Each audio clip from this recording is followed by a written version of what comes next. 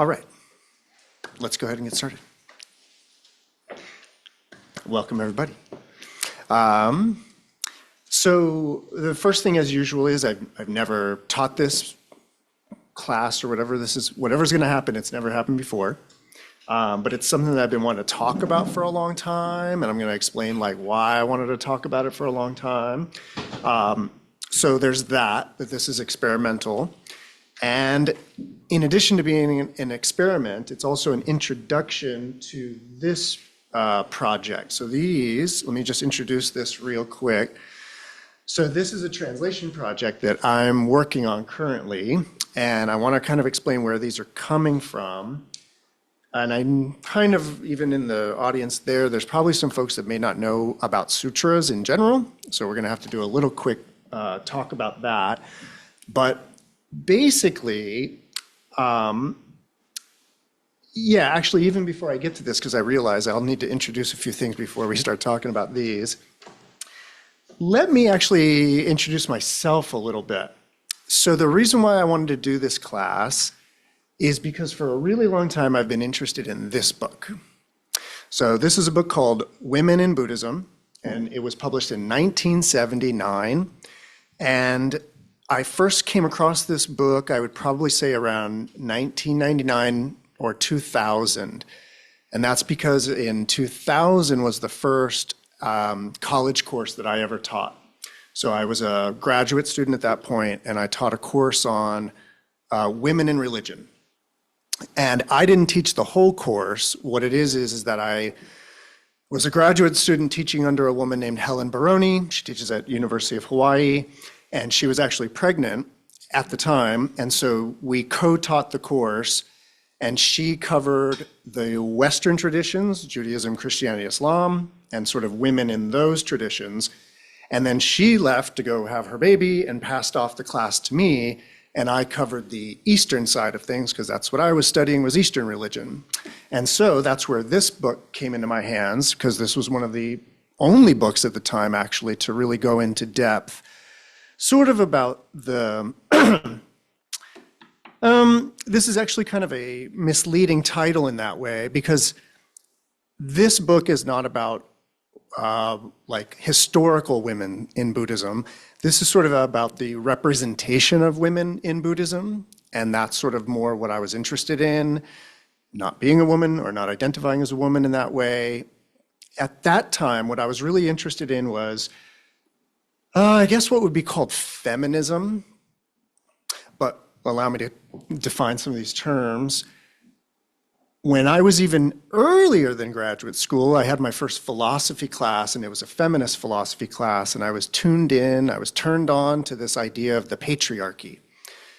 And as a philosophy student, that kind of actually really blew my mind away by both being both immersed in the culture of patriarchy, but also being complicit in the patriarchy in that way. And so that was like this big wake-up call to me, both as a human and as a thinker. And meaning I was like taking philosophy really seriously. And so coming to this realization that there is this phenomena that we might call patriarchy, and it infects everything in that way. I realized, that's a really big problem, and it is everywhere in that way. And if you don't understand that idea of patriarchy, of course, a really good source text or a way to think about it is Simone de Beauvoir, this French philosopher, who wrote a really important book called The Second Sex. And it's this really important book about pointing at this problem that there's the norm, which is represented as like the male experience, and then there's this other experience that is sort of secondary, the second sex in that way. And again, as a young philosophy student, all of that was very problematic to me, again, both personally and as a critical thinker. But then that spilled over into my studying religion, and now we get to that women in religion class where I had this whole background in kind of feminist philosophy. And then I found this book, and I was really excited about it. And let me tell you now about this book. So this book is by this woman, Diana Paul. I'm pretty sure she's still alive. If she's pretty old. And it is a bunch of excerpts from Buddhist sutras, of which I've brought a bunch with me. And it's sort of I suppose the word cherry picking isn't the right word, but it's that kind of just pulling occurrences of women in all of these sutras and Buddhist texts, and then sort of organizing them. And so she organizes these as like thematically as the temptress. Indeed, often, not often, but sometimes the feminine in Buddhist context is a temptress to the monk. So she has a little section on that. She has a little section on nuns. Of course, that's a pretty classic role of women in Buddhism. One of the more interesting sections that I won't be able to get into today because it's not what it's about, but it's about the role of the woman as the spiritual guide. And there is a whole kind of a lane in Buddhism, and it's not even a kind of shamanist lane. It's truly like a teacher, spiritual guide. So that is one of the representations. But then she has the second half of the book is about bodhisattvas with and without transformation. Now we're getting to today's class. So what it is that in all of these Buddhist sutras, there's what I would call a trope. And what the trope is it's about a woman, a female, as a bodhisattva, as a seeker of enlightenment. And there's this thing that happens in a lot of these sutras that I'm going to share with you today, which is towards the end of the sutra, and it's always at the end, and it's almost invariably a woman who transforms into a male, miraculously, spontaneously. And there's a lot of, in fact, that's what a lot of her commentary in this book is about, is like, well, what is that? What's going on with that? And so she has a section of bodhisattvas with transformation, and there are situations where female bodhisattvas achieve enlightenment, but without transformation. They just stay female all the way there. And that's important for us to talk about later on, that this is not a necessary part of it.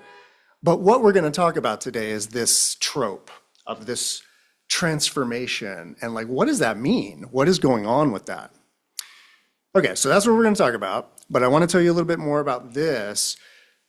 So many of these texts, many of these sutras are actually coming from a collection of sutras. And this is a partial English translation of this collection.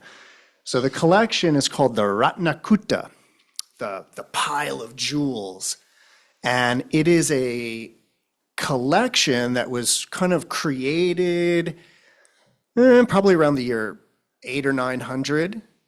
So during the medieval period, some Buddhists, we don't need to get into who, where, when, or why, but somebody went and gathered together a bunch of sutras, 49 different sutras, and kind of put them together in this collection. And again, this is a partial English translation of some of them.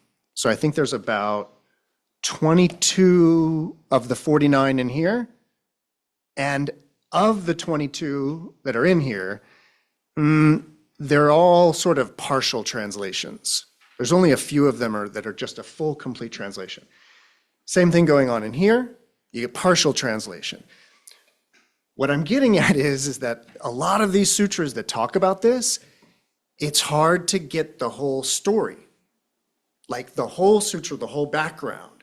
You tend to, for one reason or another, the person just excerpts and pulls out these sections.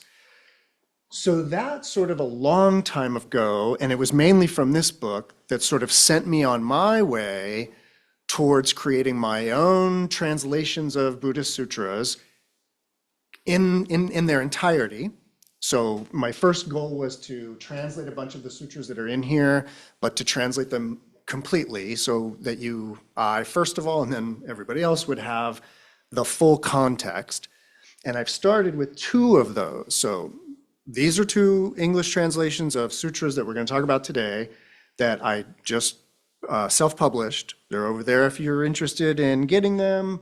We're going to read from them a little bit, but I'm going to actually be teaching a whole course just on these 2 starting next month. There's also another one here that I'm going to talk about, the Vajra Sutra, very famous sutra.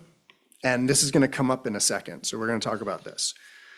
So what I'm getting at is that there's this beautiful world of these, you could call them scripture, you could call them just texts or literature, but it's this beautiful Buddhist literature with these super strong female forward characters, and they're all sort of sadly relegated to like obscurity in that way. And there was a time in the history of Buddhism when these sutras were at the forefront of Buddhism. Meaning that what was Buddhism? Well, it looked like this. It looked like a very strong female character, or actually there's more to it than that. But so there was this brief moment in the history of Buddhism, and sadly it kind of fades away a little bit. It pops in and out, but it's there.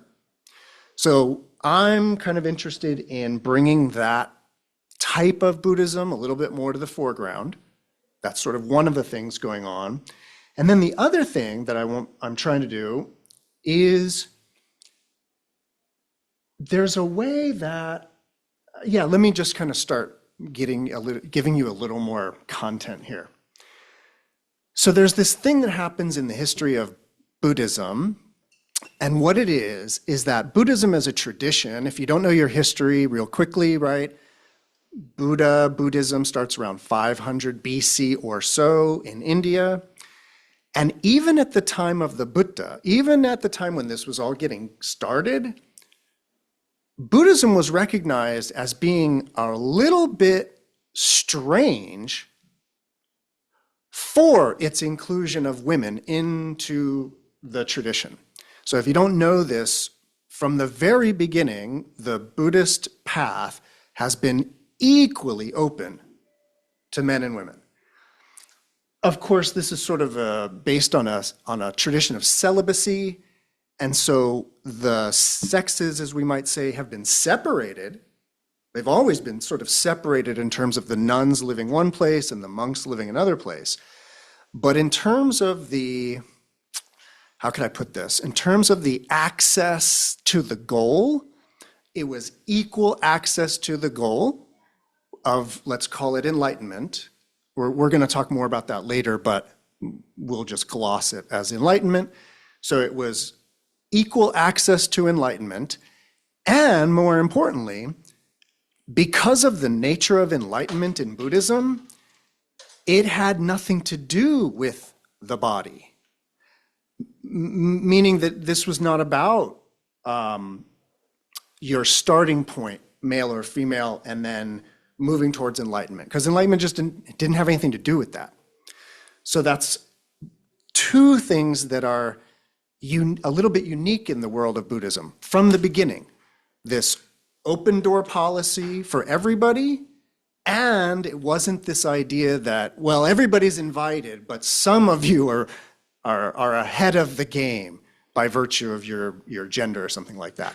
So just want to make it clear that when I was teaching my original Women in Buddhism class in the 2000, what I was leading with was that Buddhism's a unique tradition among world religions, by the way. This is rather unique, frankly, that you would have even this equal access. It's not always the case, right? Okay, so there's that, which is the path to what I was just glossing as enlightenment. Now we're going to have to start being more careful about our words. So in the world of Buddhism, there's actually sort of 2 goals. I don't even want to say it, that's why I put the big scare quotes. These really aren't goals, but there's 2 different kind of things going on. And one of them is what we call nirvana. And then the other is what we call bodhi, or enlightenment, awakening, literally.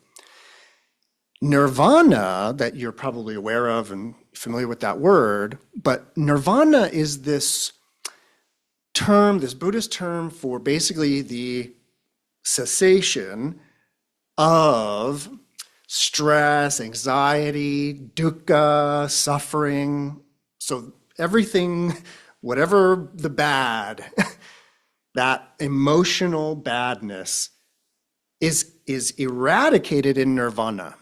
That's the definition of nirvana, is that eradication of dukkha. And that possibility is what is open to everybody.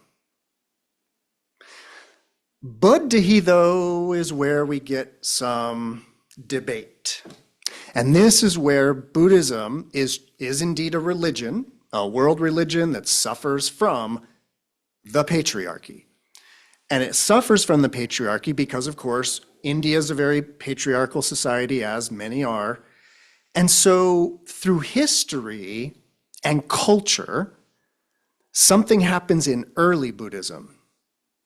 And what happens in early Buddhism is that the early Buddhist tradition adopts a certain aspect of Indian culture.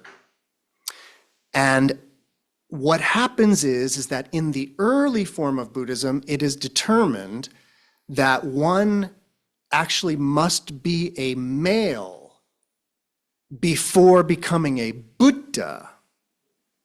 So now we're talking about a Buddha, not somebody who has alleviated their suffering and achieved the goals of Buddhism, but we're talking about the idea of like this exalted status of an awakened being, a Buddha. And in the early Buddhist tradition, because of just actually one little thing, one little holdover idea, it became determined that there was this relationship between the male gender and then Buddhahood. And so for the early Buddhist tradition, it was equal access to nirvana. But if you wanted to be reborn as a Buddha ever in the future, it became determined that you would need to be reborn as a man first. And then you would then be able to go on. And that's what we are kind of here to talk about today, is that. But let me just kind of cut this off at the pass early and tell you what's going to happen. I was emphasizing that idea that a Buddha has to be male before they become a Buddha, that idea I kept referencing was part of an early form of Buddhism. And as you may know, very early on in the history of Buddhism, Buddhism sort of kind of split into two types of Buddhism. And by the way, this happened very early on. This was not some like thing that happened in the 1800s or something. This is like really early on, Buddhism split into what I kind of just call a hardcore monastic form of Buddhism, preserved in the Theravada tradition of the modern world. And then most of the Buddhist world, and especially the Buddhist world that moved out of India and moved to China, moved to Japan, moved to Tibet, moved all over, that type of Mahayana Buddhism is what we're actually going to talk about. And it's that kind of Buddhism that actually counters the narrative about the male Buddha thing.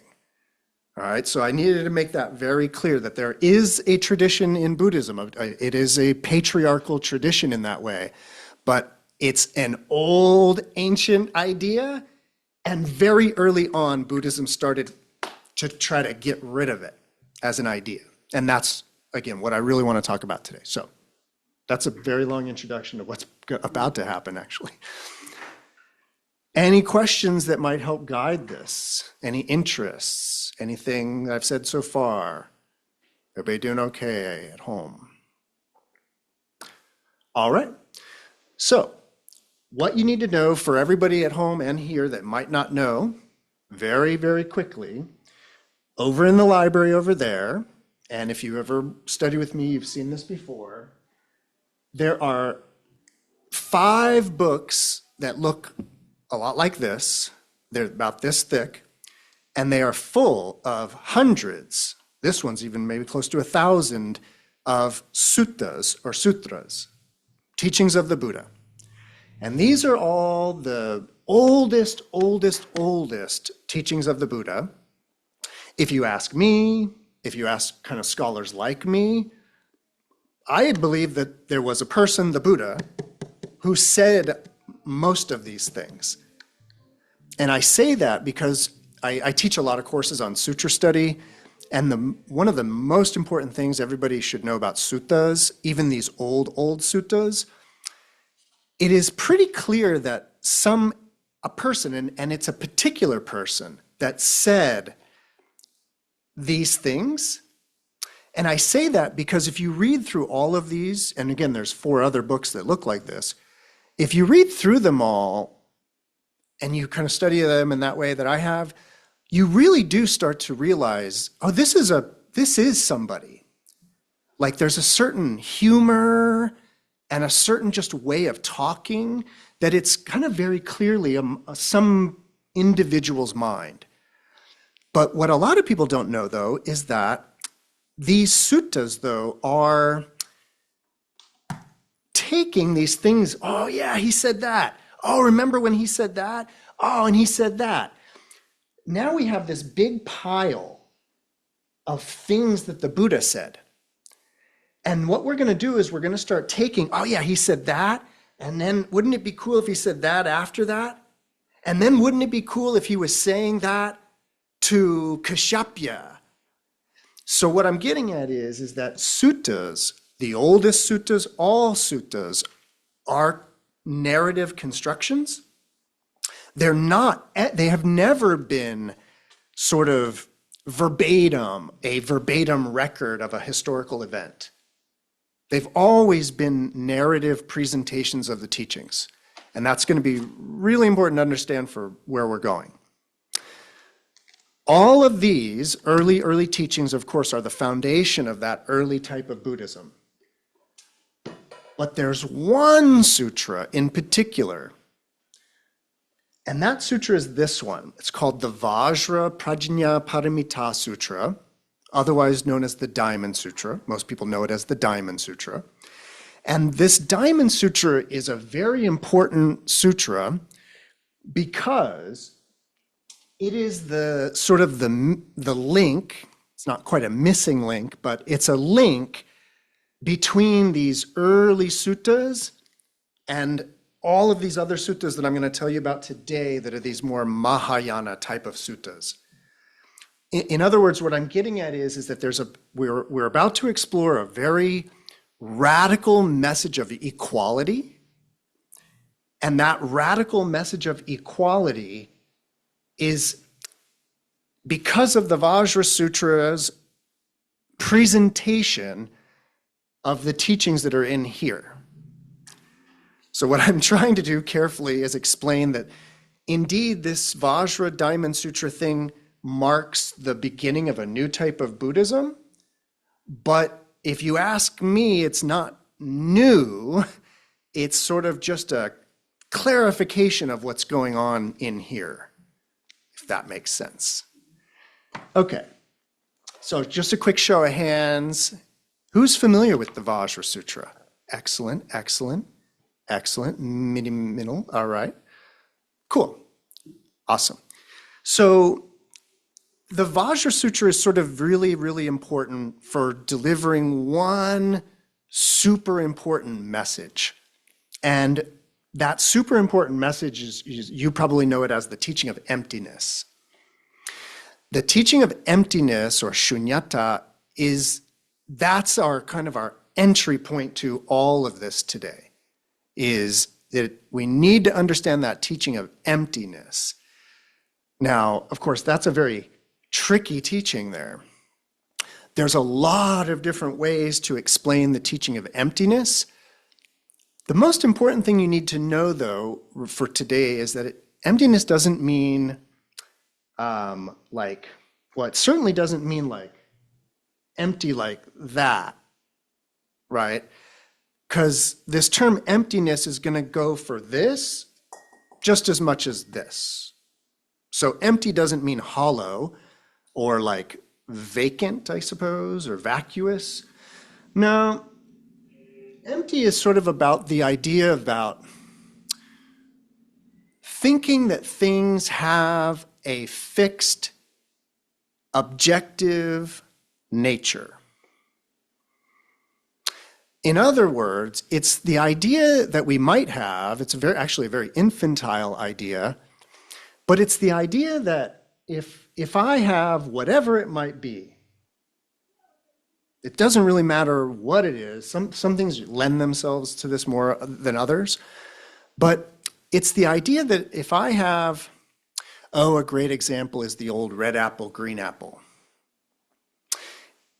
So if I'm holding an apple and somebody with a certain set of eyes is seeing a green apple, and these set of eyes are seeing a red apple,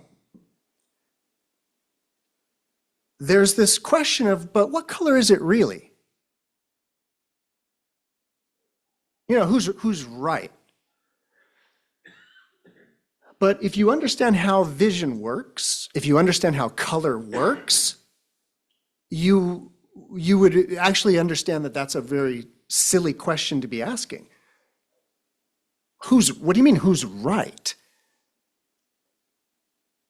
That doesn't even make any sense, because color is fabricated via the eye, right? And so the person who's seeing the red that's the truth. And there's no other truth for there to be. Same thing's going on for the person who's seeing the green apple as well. But again, there's this idea, though, that there's the real color. You know, the real one. Who gets to see this real one? Now, if you're in theology land, if you're over in a theological tradition where there's a God, then it's real easy, because then God is seeing the real color. And we humans, with our feeble little sensory organs, are seeing the distortions. We're seeing the Maya, as they might say in India, right? We're seeing the fake. But there is, in the theistic traditions, there's the notion of the God's eye view. And that idea of the God's eye view is very, very helpful in preserving an idea of objective reality. Because if there's no God and there's an apple in the other room and nobody's looking at it, what color are we talking about now? Well, that's emptiness. Emptiness is this no inherent color, no absolute color. But depending upon the eyes, there's the appearance of red or the appearance of green. So emptiness in that case is about the real color and realizing, there isn't a color. But notice that there's still color. Meaning, for the person who's seeing the red apple, there's a red apple, and for the person seeing the green apple, there's a green apple. So there is still color, but this teaching of emptiness is about the idea of absolute. And what I kind of want you to notice right away is that when you have the idea of the real color, when you have the idea of the real, now we can fight. When there's the idea of the true, now we can argue about who's in alignment with the truth and who's out of alignment with the truth. And now we can put our flag in the ground as being right. But again, if you go back to what I was saying about the red apple, green apple, and when you realize right and wrong are not the right way to think about that, right? You're concerned about right or wrong. You're missing how color works. in that way. So I just want you to notice that kind of clinging, I'll use the Buddhist language in that sense, but clinging to the idea of, no, it's a red apple. I want you to notice that that clinging is what would lead to argumentation. So notice that that leads to argumentation, but notice the other option that I'm presenting where it's like, oh, notice that leads to understanding, what we might even call awakening in a Buddhist sense. So these are subtle ideas I'm laying down, but just notice that the teaching of emptiness, as I have presented it, leads to awakening as I've presented it. And sort of not getting the teaching of emptiness leads to argumentation, conflict and dispute, like necessarily in a way. Okay, so that's your quick, and we're going to come back to it, that's your quick kind of quick lesson in emptiness. Now, I was going to start, but it's already getting late, so let me tell you really quickly. The Vajra Prajnaparamita Sutra, that as I mentioned, is the kind of the link between early Buddhism and all later Mahayana Buddhism. This is sort of what I always say about the Vajra, the Diamond Sutra, is that it could almost slip right into this collection and you wouldn't even almost notice.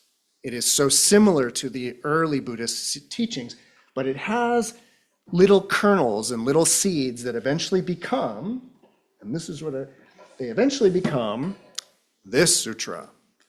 So this is one sutra, and it is the Prajnaparamita Sutra, but this is the Prajnaparamita Sutra, and in its poetic form, in its verse form, it is 800 lines of metered verse in its original Sanskrit.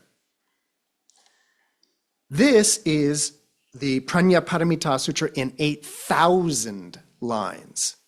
So 800, 8,000 lines. So this sutra, the ideas of this sutra get expanded over time. Expanded, and eventually they reach this, actually they get way bigger than this. 25,000 lines, 100,000 lines, 1,000,000 lines is the largest that we have in existence, by the way. But the 8,000 line will do. And what happens is, let me grab my notes real quick. Where'd you go? So in here, and I need to share this with you because there's going to be some magical things that start happening.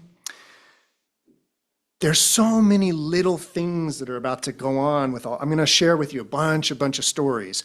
And there's going to just be where you're going to be like, wait a minute, wasn't that in the other one he talked about? So I just want to share this with you. But what it is this sutra's gone on for 200 pages already.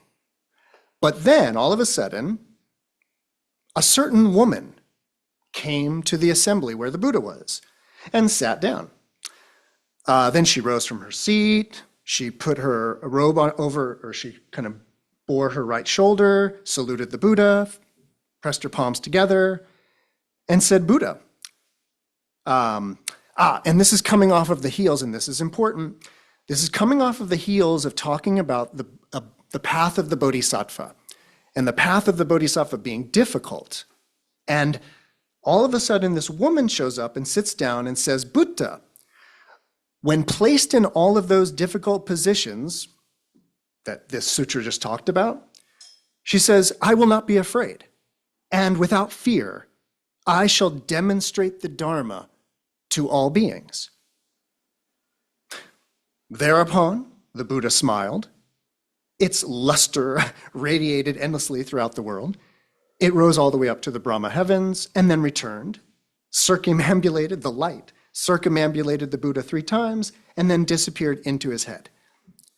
When the woman saw the Buddha smile, she seized golden flowers and scattered them over the Buddha.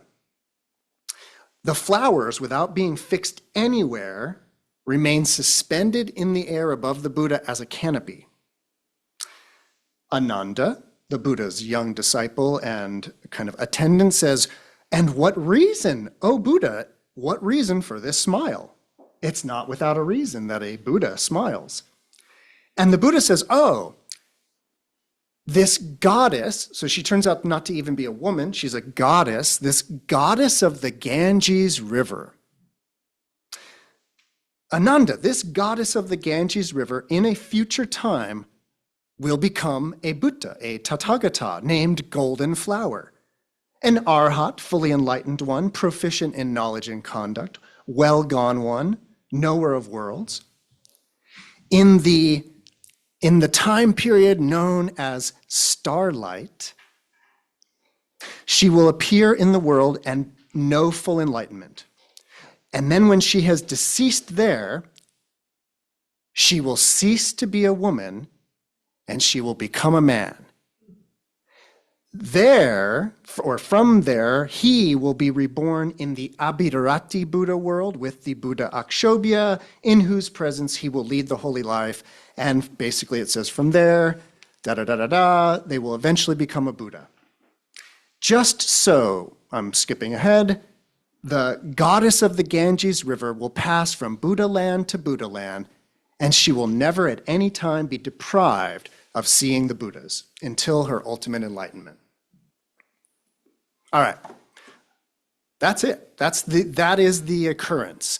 By the way, that what I just read appears in Diana Paul's book, but just that little part, right? So you wouldn't get the entire sutra, you would just get that little nugget about the goddess of the Ganges. So that one, what I just read, is a pretty classic version of what I would call the trope.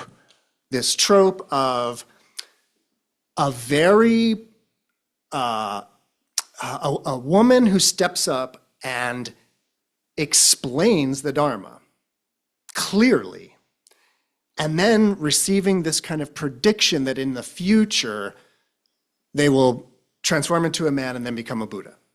That is sort of the classic way that the narrative became formulated. All right, but now I want to begin to dismantle. Oh, there's a question? No? Is that the only woman in the present Mahayana or to that point? No. No, there's a couple more. In fact, there is one of the guides, one of the spiritual guides. She pops up later on too. Yeah, there's one main reason why I wanted to read and share with you that. So one, that is an often cited example of this. So if you're going to come to a class about this idea, I have to tell you about that one. But I also wanted to share it with you, though, because there's a few things that happened in there. There's the one thing about the throwing of the flowers on the Buddha. Just hold on to that one for a little bit. Just kind of put it in the back of your mind. And then there was the point that the person, the woman, was this goddess of the Ganges River. All right? So what happens is let's look at a different one. So this one is one of the ones that I've translated, and it's from the Mahāratnakūṭa collection. It's a tiny sutta. In fact, it's the smallest sutra in the Mahāratnakūṭa collection, maybe just only like 5 or 6 pages long. I said it a moment ago, or at the beginning, that I'm going to be teaching a course on these two, so we're not going through these in their entirety, but if you'd like to, you could. But I just want to share with you what happens in this little one. So this one is called the lay woman Gangottara. Gangottara, that means sort of like on top of the Ganges River. Or it can mean like superior to the Ganges. But from a lot of things that I've looked into regarding this sutra, there does seem to be a reference going on with this goddess of the Ganges versus Gangottara. Like the choice of the name seems to be significant. Oh, and by the way, if I didn't say this yet, so I need to say it because it's a disclaimer. So and I missed it because a lot of you already know this about me. So these, especially these sutras that I'm about to start reading from, or even the one I just read from, these Mahayana sutras, I don't read as historical accounts. I read them as narrative accounts, like where there's a story that's going to convey a message. And so it's almost an allegory in that way. And I think it's really important. I think you actually you miss it entirely if you try to read these as historical documents. It's just not really, I think, advisable. So, but in this one, what happens is that it's a really funny little sutra. And what happens is that it starts like any other sutra. This have I heard, once the Buddha was in Shravasti.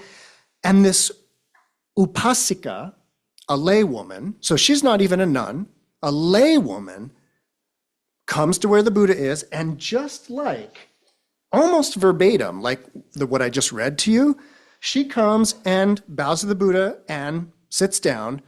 But then the Buddha asks her, where did you come from?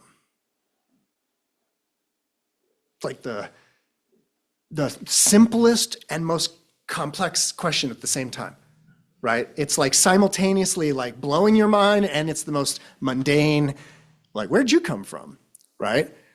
So it shouldn't be read lightly in terms of like, where did you come from? But what we wouldn't want to miss as somebody who's like really into sutras, what you wouldn't want to miss is that this is the only sutra I have ever read where the Buddha asks somebody a question. Sutras are people coming to the Buddha and asking the Buddha a question, and then the Buddha giving an answer. And maybe in the course of answering the question, he'll throw some rhetorical, hey, what do you think? Can you measure all the sand in the Ganges River? Like, he'll throw some rhetorical questions, but only to answer the question that's been asked. And the general idea is that the Buddha would just gladly just sit silently in samadhi. Buddha doesn't need any questions answered, right?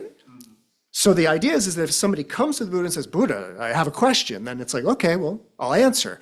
So this is really strange from if you study sutras, this is weird for the Buddha to ask somebody a question. And a weird question, where'd you come from? But this is the answer. So the woman answers. So the upasika then replied to the Buddha saying, world-honored one, so Buddha, if one were to ask an illusory being, where did you come from? How should such a question as this be answered? So if I were a magician and I all of a sudden made a woman appear, and you asked me where they were born, what state they were born in, right? Or what country they come from, would that make any sense? To ask of this kind of like mirage, maybe it's a hologram. Would it make sense to ask where they came from? And I don't mean where they came from in terms of like, if it's a hologram, like electricity. I'm talking about the person who thinks they're looking at a real being and then wondering, yeah, where do they come from? That person would be asking the wrong question, right? So she asks the Buddha a rhetorical question. That idea. Well, if somebody asked an illusory being where they came from, how should that be answered? And the Buddha replies, an illusory being neither comes nor goes, is neither born nor perishes. How can one speak of a place from which it comes? So then she further asks, is it not true that all dharmas, all things are like illusions? And the Buddha replied, so it is. So it is. It's just as you say. And Gangotara replies, well, if all dharmas are like illusions, why did you ask me where I came from? So I'll leave it at that, because we're going to come back to that idea. But that little exchange there, the reason why that is so important is because when she says, is it not true that all dharmas are like illusions? That is basically quoting, get all my books together, the Vajra Sutra, wherever the Vajra Sutra went. So this sutra, the laywoman Gangotara, is quoting this sutra and saying, didn't you say in here that all dharmas, all phenomena, like apples and the color of apples, that they're all illusory? And indeed, that's what he says in here. And that's when she's like, well, then why'd you ask me where I come from? Right? Now, what I would like to share with you really quickly is, if you've been following along, these are the earliest teachings of the Buddha. Then you get this, then you get this. If you see what I mean, like this is quoting from this, but this actually quotes from sutras in here. So if you're studying this kind of like critically in that way, you can see the strata of information in that sense. Did you have a question? Yeah. So you have the same thing in the middle of the. Please. I don't think I need. Oh, it's for the folks at home. They can't hear you. Okay. Yeah. So you have the same thing in the middle of the Vimalakirti Sutra. We are going to get there. So I'm just wondering, time-wise, where did that idea? That's Because it's almost verbatim, but it's somebody else saying to somebody else. Indeed, you are picking up what I'm putting down. So we are headed there to the So Vimalakirti. is that later? The It is Vimalakirti? indeed later, because the Vimalakirti, interestingly, is going to quote from the Gangotara, which you Okay. already pointed out, is going to quote from the Vajra, and going to quote from the earliest Okay, I strata was of just wondering sutras. the lineage. No, And you've good ears. Then I just had one other question.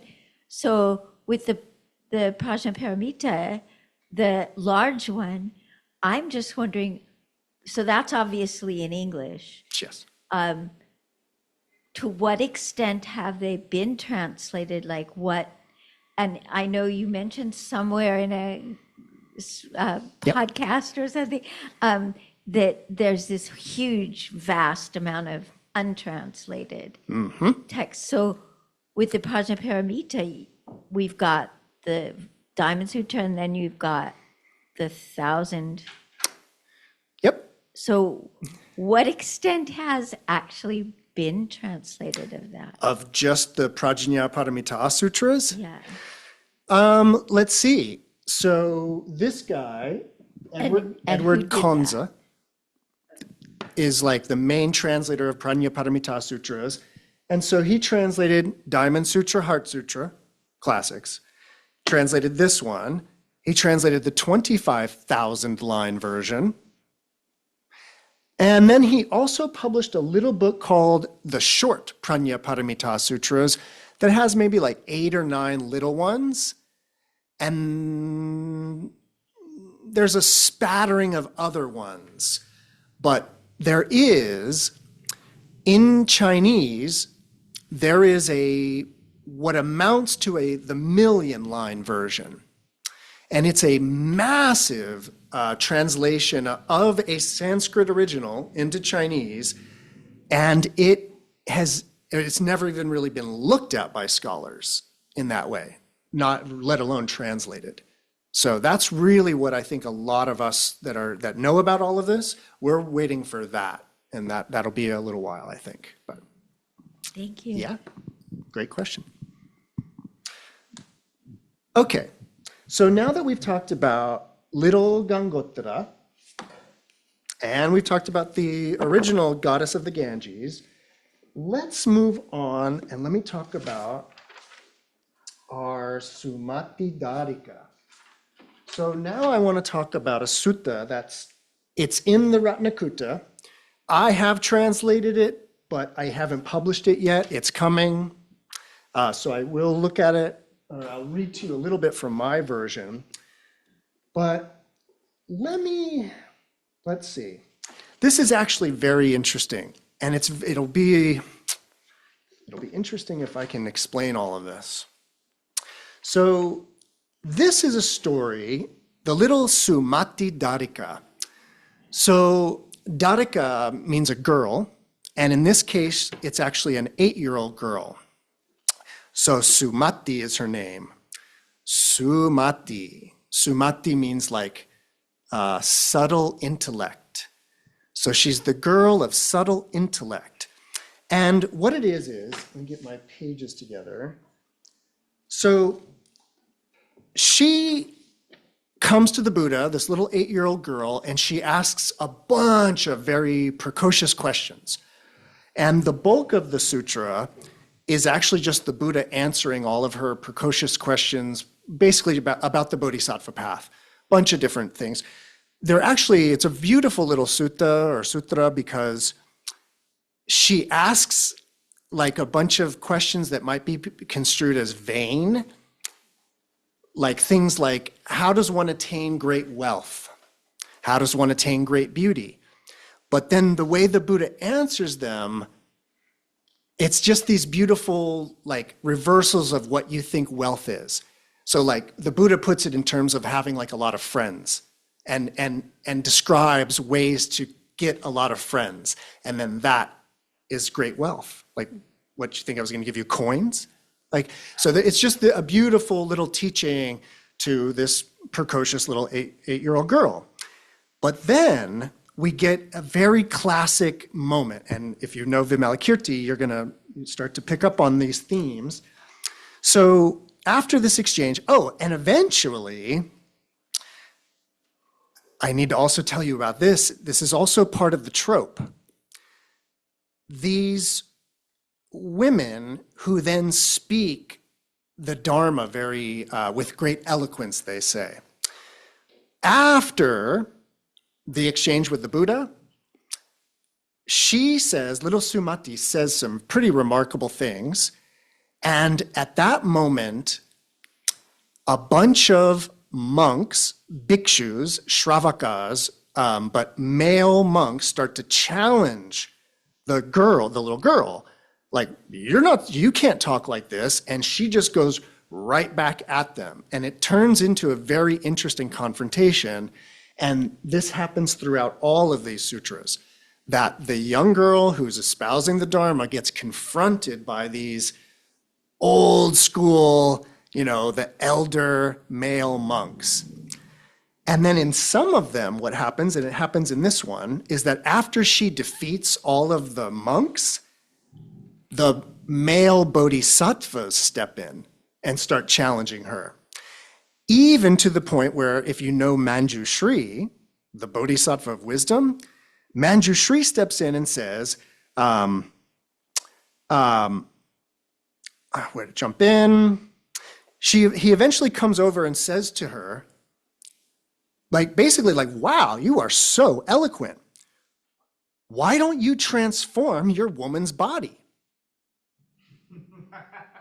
Like you're so smart, then jump out of that, right?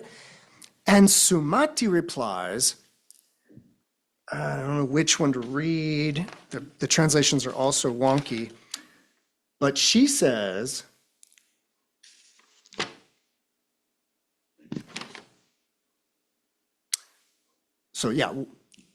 why are you still in your female body, or why don't you transform your female body? And she replies,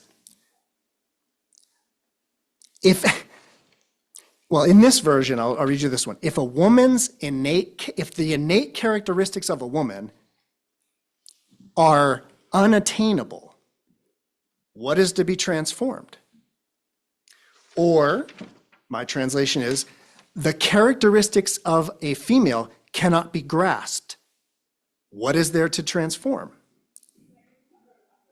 We could read another one from this version, but sadly he didn't include it. And this is what I mean by this. It's really frustrating, all of these partial translations. So this version of the Mahāratnakūṭa includes all of the sutra, but it just says, you don't want that ending. even though the ending's like the most important part. So sadly, it's not even in that version. But ultimately, what it's getting around to, and this is where the Dharma of all of this kicks in.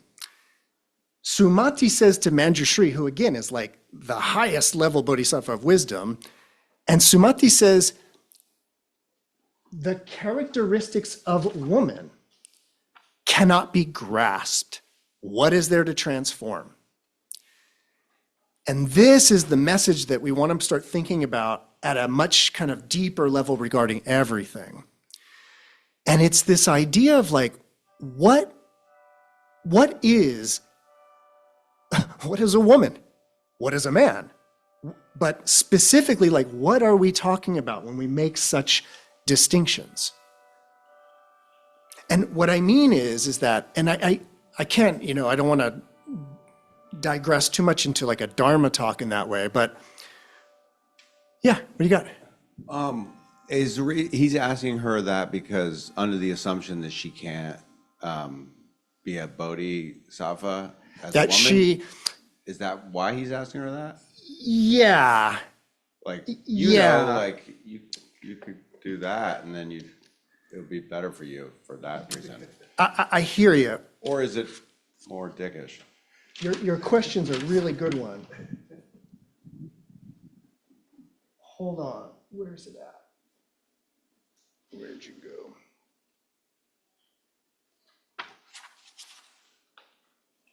So because of time,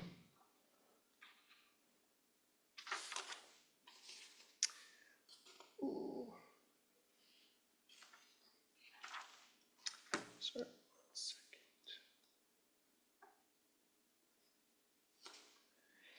Okay, well, I'm not going to dig around to try to find it. Somewhere in one of these sutras, at some point I was going to read it to you, it does reference this idea, an old idea, that, and again, it's sort of from the more old form of Buddhism, but it's the idea that the female body is polluted in some way. It's based on that idea, a very old world idea of pollution and purity. And again, early Buddhism inherits this kind of Indian, it's just pan-Indian, and it's very old. And it sort of inherits it, and it's part of the logic around why somebody needs to transform into a male before they become a Buddha. It has to do with the perceived impurity of the female body. That is the significance and the importance of this retort, which is, what are these characteristics we're talking about? Physical. Yeah, physical in that way. I mean, you could go further than physical, but let's really put this under the Dharma scope and really ask, like, it's about this inquiry into, like, yeah, what are we actually talking about when we make these distinctions, male, female? And from a Buddhist point of view, what you really want to start thinking about is something like protein. Is protein male or female? Like, because protein is what goes to make your body in that way. So protein, male, female, doesn't really make sense to even talk about that, right? What's that? I was gonna say, if there's proteins that are encoded on the Y chromosome, then you could say those would be male. But we could get deeper into that, which is there's this kind of idea of a certain chromosomal situation, or there's this idea, or a great example, because this gets misconstrued, is estrogen feminine? No. The idea is that what we call female has higher estrogen, but the chemical is in everybody in that way to varying degrees. So the actual chemical compound estrogen is neither, testosterone similar. And eventually you start going through in a very scientific way in this way, and you're looking for the feminine, the female. And what you realize, or what you can realize, is that you will never find it in the physical. You will only find it sort of in the mind of the discriminator. And now it's a question of, but why would a mind discriminate that way? Not why at some deep level, but like, and then it's like, you start to get into the ideas of like long hair, short hair. So do women have long hair or short hair? Because I know I have long hair and most people identify me as male. So what is it? And my whole point of this, and all I'm trying to do, by the way, is clarify what Sumati means by the characteristics of feminine are unattainable. They're unattainable, meaning show me where they are. And again, I know about cultural norms. Don't tell me about cultural norms. Don't tell me about discrimination. Don't tell me about that. But at a deep scientific level, show me female, male. Yeah. It's interesting because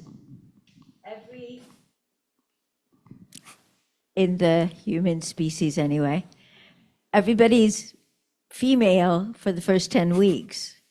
And then if testosterone kicks in, certain characteristics emerge.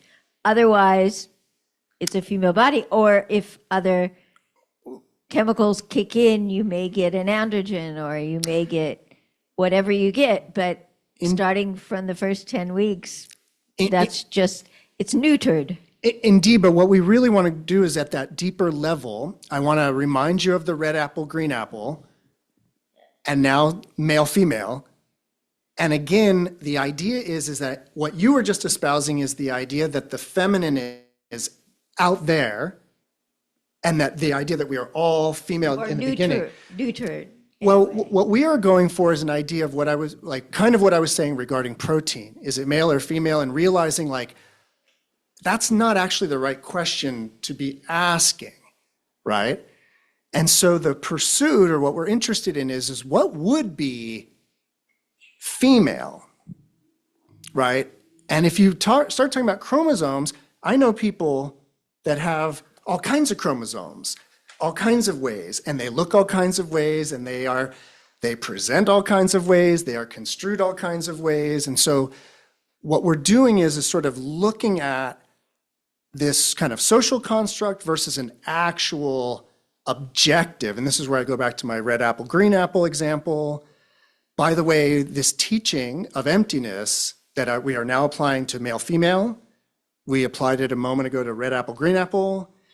The teaching of emptiness goes for everything, right? So this is not about gender and sexuality specifically. It's just in these sutras, it's the wisdom of emptiness being applied to gender, if that makes sense. Yeah. Oh, if you don't mind, just for those at home. Thank you so much. Yeah. Okay, so I totally agree and understand the idea that gender or sex is like very difficult or nearly impossible to pinpoint. Like, how do you define what that actually is? But with the red apple, green apple thing, the apple doesn't have an internal identity. Whereas like as a human being, we have like a conscious identity. Mm-hmm. But is what you're saying, or what the sutras are saying, that the identity is basically like, whether it's about gender or about something else, that is like clinging to something. And so then the teaching of emptiness says, well, that's not even the question. Male, female is like totally irrelevant. And what are we even talking about here, kind of thing? I don't even know what my question is. I'm just like, the red apple, green apple is like. Yep. I totally kind of get where you're coming from. And what we need to think about is, so in terms of red apple, green apple, we want to keep in mind there's one set of eyes with one set of rods and cones that are then processing and being like, oh, it's green. And then there's another set going, oh no, it's red. Similarly, there could be one person, and maybe they have like long hair, but a beard or whatever. And one person is like, that's a woman for sure. I know why, because they look like a woman to me. But the other person's like, that's a dude. I know, because I know what a dude looks like. And the point is that the male female is over here. It's not out there. Now, there's another aspect of this, which is looking in a mirror. or just looking down. Yeah, like what would that person, the person No with the different. beard and the long It's no hair- Are different. you just saying that would be a third pair of eyes then? It's the It's eyes just that are looking at yourself? a reflexive pair of eyes in that way, right? Where it's in the same way that I might categorize as male, like in the same way I might do that to this too, or I might not, if you know what I mean. But it's all very it's the same, if that makes sense. Yeah. Yeah, that does make sense. Because we're going for, with this teaching of emptiness, is the illusion or the delusion of absolute, of inherent. But couldn't you also, like, the way that I perceive gender is not inherent, but it still is like, I still can witness gender within myself. Yep. But it's not inherent. Great. That's all we're talking about. So it's just that, so you're like, oh, well, the apple could be red or it could be green, but in this moment I see it as red, but I recognize that other people might see it as green. Or I recognize that the apple itself might think that it's red or green. Let's not get into the apple's understanding of its own self. There was something right before the apple was self-conscious of itself. But the most important thing is, so you said about, so in seeing a red apple, there's two steps. First step is understanding that the redness is here. Like, it sure looks like it's out there, but wisdom says it's from a Buddhist point of view, it's a dependently originated phenomena. That the redness, it wouldn't have occurred just spontaneously, like it needed a prompt. Yeah. So, but the redness isn't out there either. So it's dependently originated in that way, right? So two steps are, the first is recognizing that the redness is over here, not out there. So it's sort of only my understanding. And then the second step is understanding that there's no right way. Yeah. And nobody has a right way. So, and all of a sudden then it's like, oh, so then red is right. But it's not right. It's just, it couldn't be any other way. To me. Yeah. Yeah. Yeah. There's Okay, a lot going on. Yeah. Thank you. Okay, and so did all the pieces of the puzzle get put together there?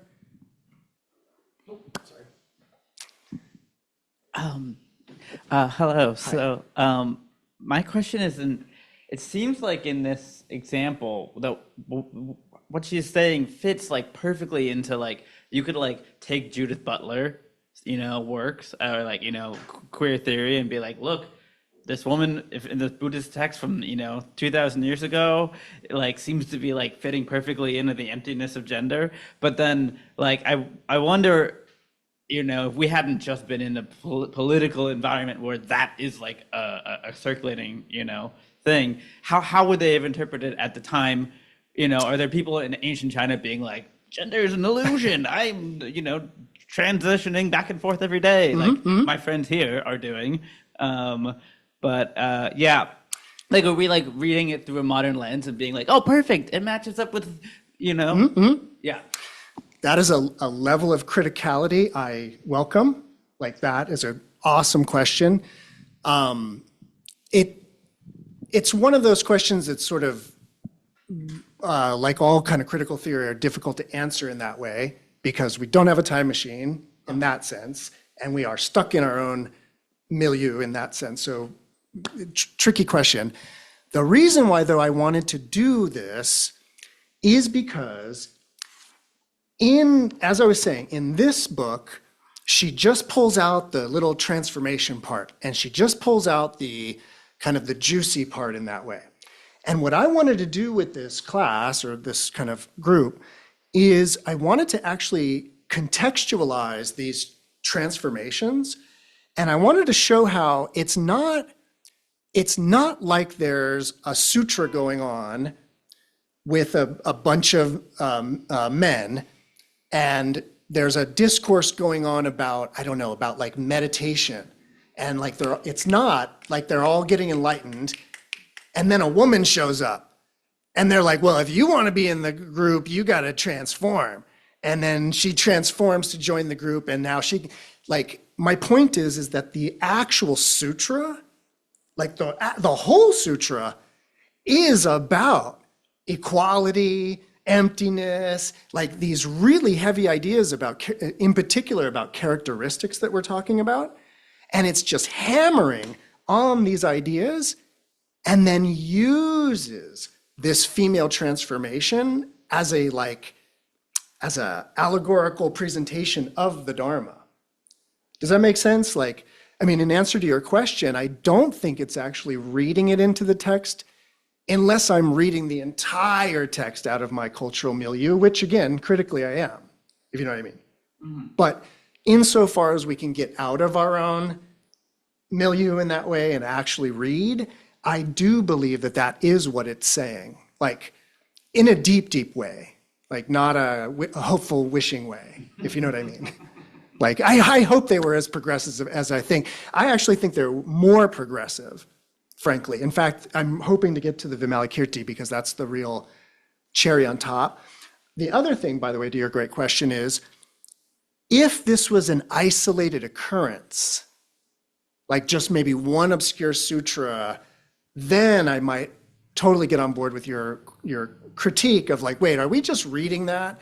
But it's the fact that there's so much of it, so it's a message that's being delivered. And these are constructed it's not a historical event, so it's they are hey, we need to have a woman showing up saying this. Exactly, and that's actually going to get even more, yeah. But there, in India for thousands of years, as I understand it, and I'm not a scholar at this, there is this community of what you probably know the word. It starts with an H. Yeah, there's the trans people. Yep, the Idra. Yeah, yep. The whole group. And it's been, even in many indigenous cultures, there are the two-spirited people. Oh, absolutely. So this is it's not totally San Francisco modern or no, Canterbury It comes from a culture. I think her point is there's a culture in which there is a tradition of this kind of stuff already. Yeah. So it's not our Western projecting in that way, for sure. Yeah. All right. Everybody doing okay? Anybody need a break? Let's take a little break. I think it's a good time to take a little break. So that'll be part one. Take a long five, or a quick 10. Okay, so let's go ahead and get started. Okay, so I have a handful of more of this to share with you. I found the part I was looking for, so we're going to start with that. So let me tell you quickly about this sutra. So this is a little obscure sutra. It is not part of the Mahāratnakūṭa collection. It's not part of any of that. It's its own little freestanding Mahayana Sutra called Chandrottara, Chandra, the moon, Uttara, above. Remember Gangottara, the woman above the Ganges? Well, this is Chandrottara, that idea of above the moon. Notice a similarity in the name in that way. There's something going on there. So this is a long little sutra.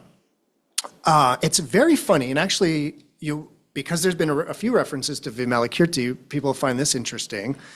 Chandrottara is Vimalakirti's daughter, interestingly. And this is a story about when Vimalakirti's daughter started to get courted for marriage. So all of these guys start coming around the house to start to court Chandrottara to be married. And Vimalakirti, her dad, and the daughter, Chandrottara, it's her. It's not Vimalakirti. Vimalakirti is a very funny presentation of Vimalakirti because he's actually freaking out because he doesn't actually want any of these dudes to marry his daughter. But his daughter, Chandrottara, she comes up with the plan. And in a very interesting reversal, she says, no. Nobody's taking me as their wife. I'm going to pick a husband. And so right away, the sutra is interesting for that cultural reversal. Like that's like radical as far as I know. And then what happens though is that she says, she makes this big announcement that she's going to choose a husband. And she says, in 1 week, I'll choose. And so all the dudes start getting all gussied up and getting all excited, and then they go. And once she's kind of gotten everybody gathered together, let's see if I can find it. Let's see what, so she gathers everybody together and then says, basically, it's so difficult to summarize these sutras, but she basically, I can't summarize it, and I'm already running out of time, but she recites this beautiful poem in which she basically says, how could you want to marry me? I used to be your daughter. I used to be your sister. I used to be your father. I used to be your mother. And so she does this whole grand thing about, basically she ultimately convinces everybody to renounce. And everybody does. Everybody's so excited about her commitment to the Dharma, her commitment to celibacy and all of this. So she eventually convinces them all not to get married. And so they join her. And then in a classic Mahayana Buddhist kind of thing that happens, once like the story has happened, it's let's all go see the Buddha. And so then the whole group, led by the young girl, they all go see the Buddha. And then, this is the part I was looking for before. Eventually, who is it? It's a bodhisattva, a Moggadarshan, but eventually this bodhisattva steps up and says,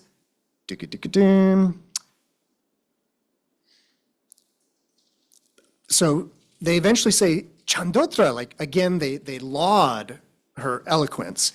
But then this bodhisattva says, Chandotra, as it is impossible to become a Buddha with a woman's body, why do you not change your woman's body now? So here we have the exact same thing going on. And she answers, kind sir, in that which is devoid of essence, there is no returning and no changing. All dharmas are like this. Why do you want me to make my woman's body change? And then it just rolls on, and that's it. Like that is the answer. So notice it's the same answer as the other sutra. It's the same exact kind of discourse in that way, right? Eventually, though, even in this one,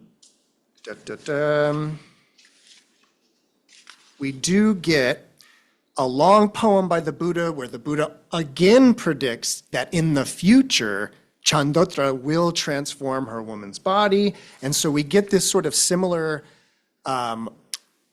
prediction of a future transformation of the body, but it doesn't actually happen in the sutra. All right? Okay. So there's a couple of little things that happen in that one. Hold on to all of that. Now we want to get to the famous Lotus Sutra. So the Lotus Sutra is probably, besides Vimalakirti, which we're getting to Vimalakirti in a moment, but second to the Vimalakirti Sutra is the Lotus Sutra in terms of this miraculous transformation of the Bodhisattva. And once again, what's really interesting about it is that, oh my gosh, let's see. We have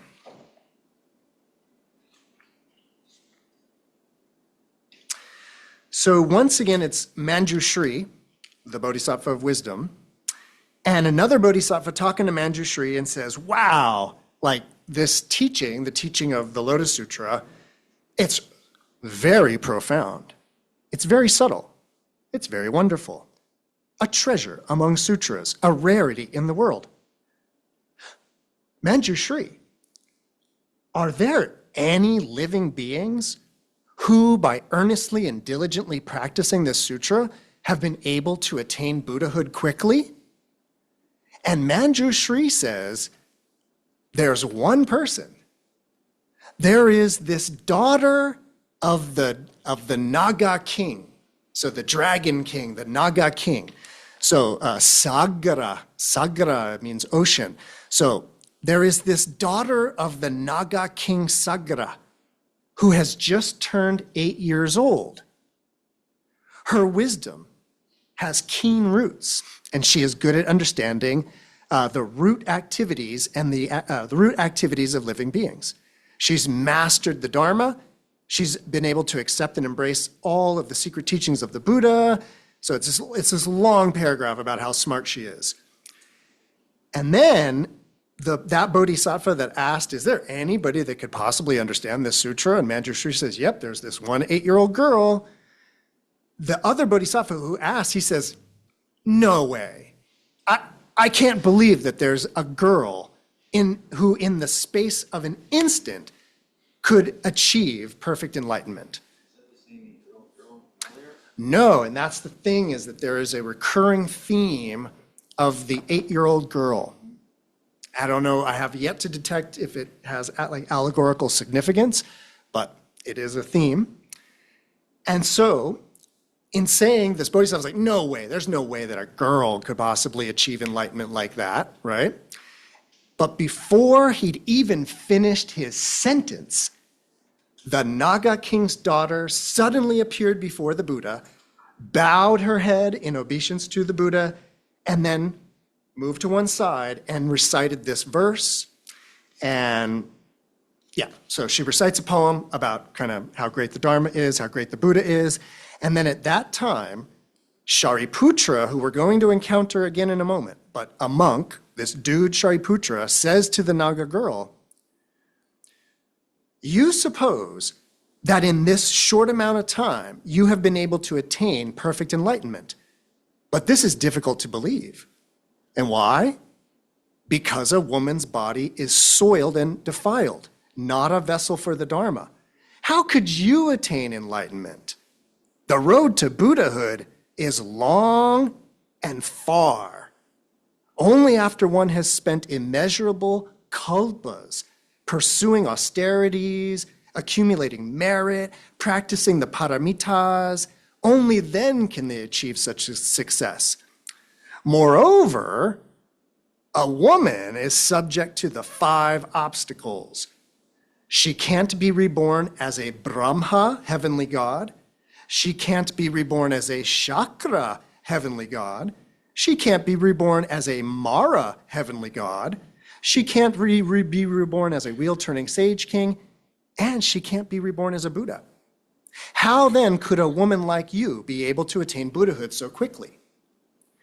So again, we have the trope of the male monk saying, there's no way you could do it. So again, this is kind of part of the allegorical story that goes on. So how then could you, a woman, be able to attain Buddhahood so quickly? And at that very moment, the Naga girl had a precious jewel worth as much as 3,000 million-fold amount of gold, which she then presented to the Buddha. The Buddha immediately accepted it. The Naga girl said to the bodhisattva that was challenging her, and to, of course, Shariputra, just now I presented the Buddha with this precious jewel, and the world-honored one accepted it. Was that done quickly or not? And they both replied very quickly. And the girl said, use all of your supernatural powers and watch me attain Buddhahood right now. It will be done even quicker than that. And at that time, the members of the assembly all saw the Naga girl in the space of an instant change into a man and carry out all the practices of a bodhisattva, immediately proceeding to a whole other world, taking a seat underneath the Bodhi tree and attaining enlightenment.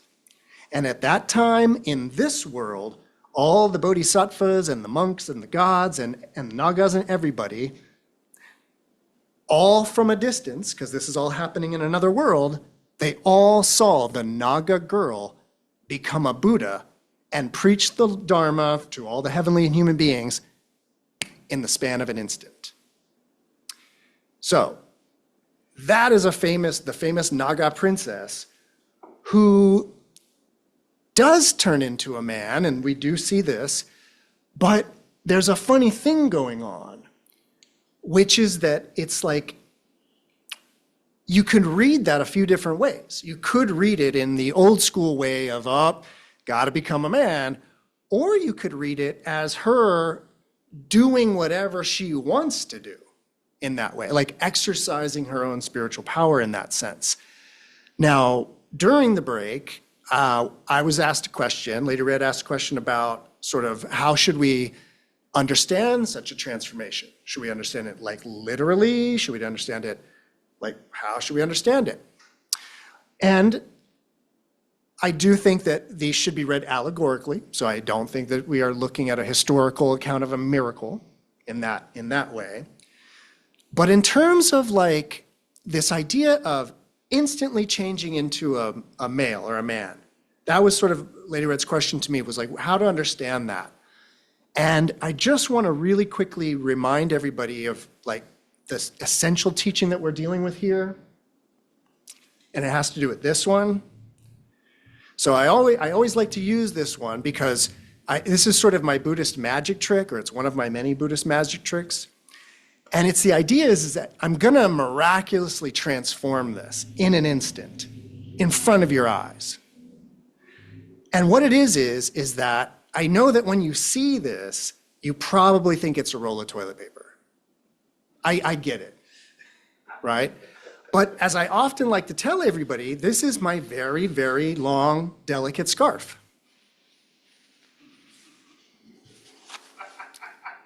Just like that. Amazing, right? It transformed from a roll of toilet paper to a scarf in an instant.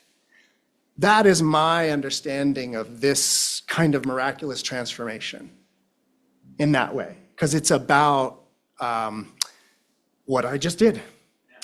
And it's, for me, that's because what I just did in terms of this miraculous transformation, I could only do that because of the empty nature of this. If this were truly a roll of toilet paper, I couldn't have done that, right? But in terms of my pillow, right? In terms of my hearing aid, right? All these different things, emptiness is magic in that way, I guess is the point. And what's beautiful about it, or I guess one of the main things that I'm subtly trying to get across is how constricting and restricting and dukkha producing objective thinking is.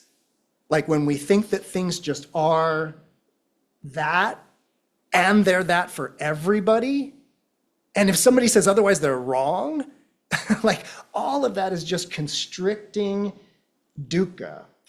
Whereas this emptiness is liberating. It is magic. It's freeing in that way. So that's sort of the underlying Dharma teaching here in that way. Yeah? Okay, so we did Chandotra, we did Lotus Sutra. I'm going to finish with Vimalakirti because we kind of need to finish with Vimalakirti. So I'm going to move on now to Aśokadatta. Series of Vimalakirti Sundays a couple years ago, didn't you? I did. It's one of my favorite sutras. Yeah, and there's a whole series online if people are really into Vimalakirti after we talk about it. But we're now going to talk about my other new translation, Aśokadatta Bodhisattva. So I was really excited to do this sutra, to translate this sutra. As you can see, it's much longer than little Gangottara. Gangottara is just like, 6 pages or so. This is a decent sized sutra. It's kind of comparable to the Diamond Sutra in that way. It's about Aśokadatta. Let's talk a little bit about that. I didn't have time. If I have time, I'll mention it, but There's another great sutra in the Mahāratnakūṭa collection called Vimala-datta. And this is Aśokadatta. And we start to notice that in the names, there's a lot of datta, D-A-T-T-A. So this is just to kind of explain the title. You may have heard the name Ashoka, famous Indian emperor from about the 2nd century BC, right? So Ashoka literally means like sorrowless, like without any sorrow, without any regret, in a kind of a good way, like in a kind of having no regrets in a good way. That's what Ashoka means. Datta sort of it's a version, it's a form of the word dana, to give. And datta is basically kind of the gift in a certain way. So Aśokadatta could be translated as like the gift of sorrowlessness. But what happens in Chinese, because originally the sutra is in Sanskrit, but then it's translated into Chinese, and the Chinese, they take Ashoka to not mean so much as like no regrets and without sorrow, but there's another way of understanding Ashoka, and the Chinese understood it as meaning fearless. All right, and there's a relationship there, and then datta, they actually translate closer to dana, but as virtue in that way. So just kind of sharing with you a little bit of the translation process. But Aśokadatta, even though anybody reading this when it was written, which probably was around, my guess would be early centuries of the Common Era, anybody reading this, especially in India, in Sanskrit, the Emperor Ashoka it would be unavoidable for them to not think of that. But she's actually the daughter of King Prasenajit, I believe. I don't think it's Ajatashatru. Oh no, she's the daughter of King Ajatashatru. So these famous kings in Indian history, not Ashoka, but Ajatashatru. She's the daughter of a king. And this sutra is amazing. Again, I'm not going to tell you, or I don't have time to read through the whole sutra, but I'll give you the summary. The summary is that there's a group of elder monks, Shariputra, Subhuti, Kashyapya, the usual suspects. And they all get their begging bowls and they go to King Ajatashatru's house to beg for food. And they're standing out kind of in the front of the house, and Aśokadatta's there. And it's amazing because Aśokadatta's sitting there and she has on these like gold jeweled shoes, and she's sitting on this like fancy kind of couch, and all the monks show up. But the sutra tells us that when all the monks show up, young Aśokadatta, who by the way is 12 years old, so she's 12, it says that she refuses to stand up, she refuses to give over her seat to any of the males, and she refuses to bow down to them. And her father says, yo, those are the Buddha's like senior disciples, like what are you doing? And she proceeds to ask her father all of these funny questions. Beginning with like, have you ever seen a hyena bow down to a lion?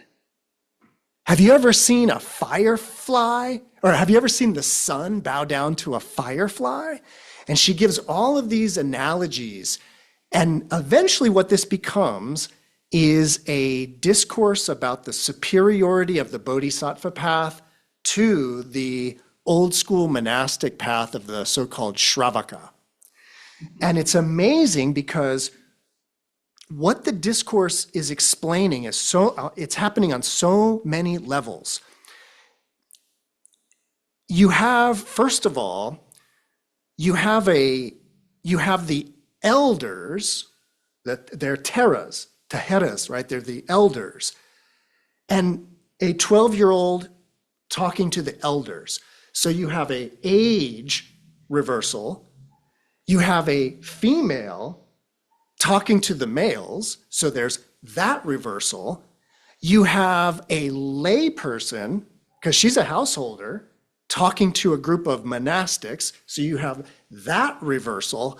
So there's just so many levels of like that, like cultural turning on its head. From somebody who has studied a lot of like religious literature, a lot. I mean, Quran, Bible, I've read it all many, many times. I have never encountered a spiritual religious piece of literature as radical, I think, as this sutra. For like, again, if you really study religion, as I did in college and graduate school, and if you really study history, if you understand patriarchy in that way, the role of women in religion is so sidelined. Like it's incredible how sidelined it is.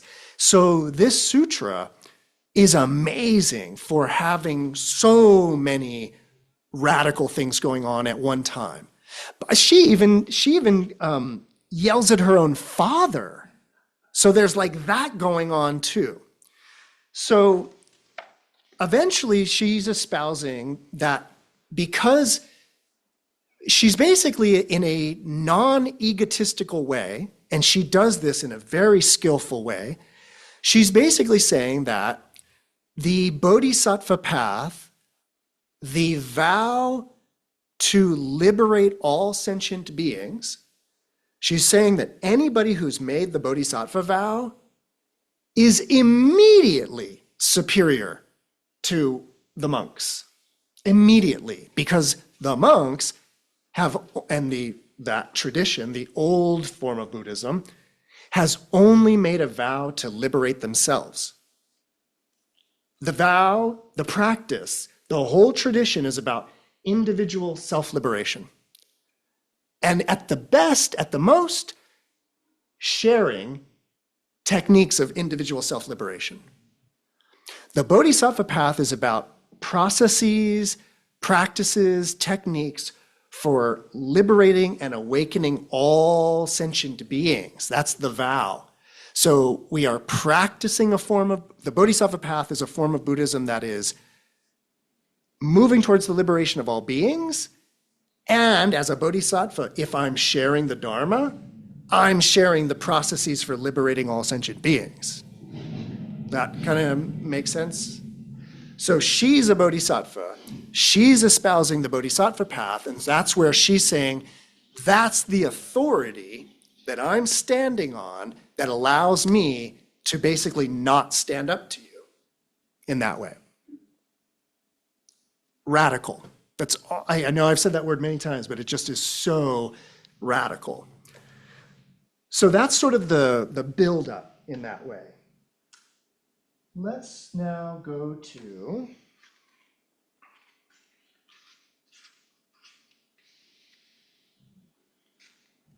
and by the way, the reason why I wanted to translate this one first and really kind of get it out in the world is because of all of the versions of this,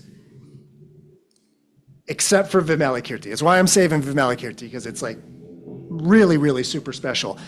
But short of Vimalakirti, the reason why I wanted to translate this is my favorite version of the dialogue that we've already explored a couple of times now.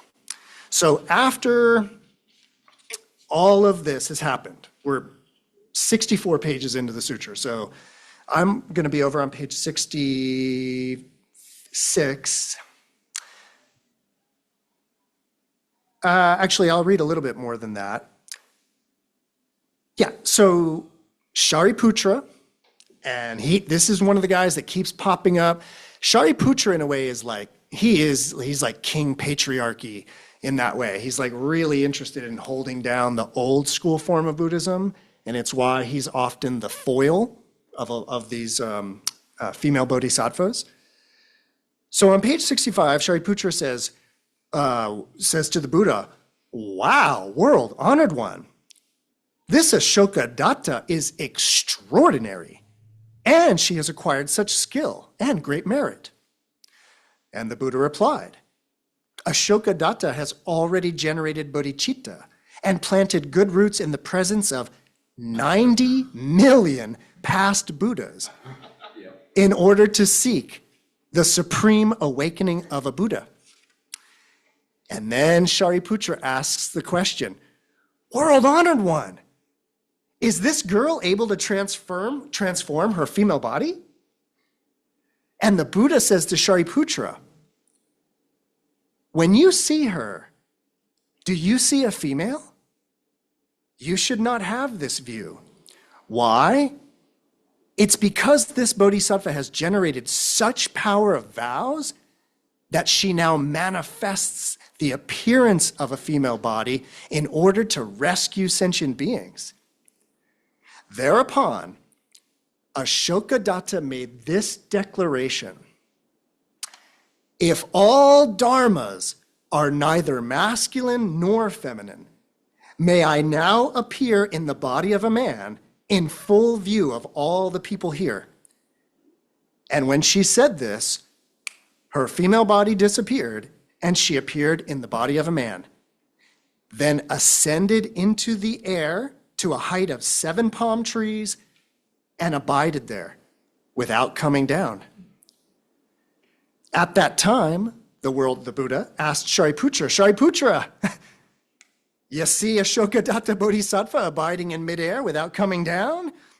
And Shariputra replies, "I see, world honored one." And the Buddha says, "Shariputra, this Aśokadatta Bodhisattva will attain correct enlightenment after 7,000 asamkhyas of kalpas, and will be named Vijaya Tathagata, Arahat, completely awakened one.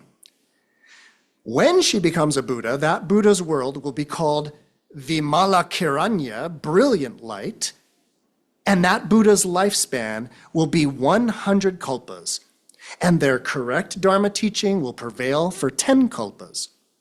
There will be an assembly of 30,000 pure monastic bodhisattvas, all of whom will reach the stage of non-regression. The ground of that Buddha world will be made of lapis lazuli, adorned by 8 rows of magnificent lotus flowers.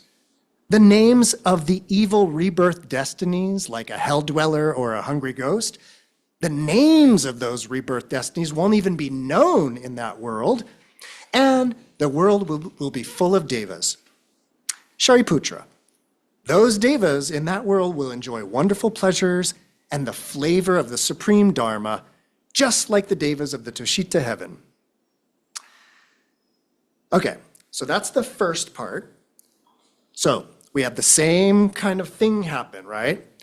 Now, what I want you to know, though, is that in other sutras, even I believe the Vimalakirti when we get there, but there's other sutras that refer to this, the "if all dharmas are neither feminine nor masculine." That is sort of in many ways the most important line from this sutra. And from what I can tell, all the other sutras are referencing this one. I have yet to find the place where this is a reference to something else in that way. So, and by the way, that idea that all dharmas are neither masculine or feminine, that was my thing about is protein male or female, like the line of reasoning I went down in talking about that. That's that idea. That if you really look at it from a Buddhist point of view, what could possibly actually be identified as the female part? It's unfindable, it's ungraspable in that way. But then we do have the miraculous transformation to a male, but like the other sutras, it appears to be a demonstration of power, not exactly an acquiescing to some patriarchy, but I'm not ruling it out. Not ruling it out, because Buddhism is not exempt from, the problems of the world in that way. And then it goes on a little bit, Eventually, actually, her mother steps up. So Aśokadatta's mother steps up all excited, and then she gets a prediction of future Buddhahood and all of that. But then what I really want to come to is this really important part on page 71.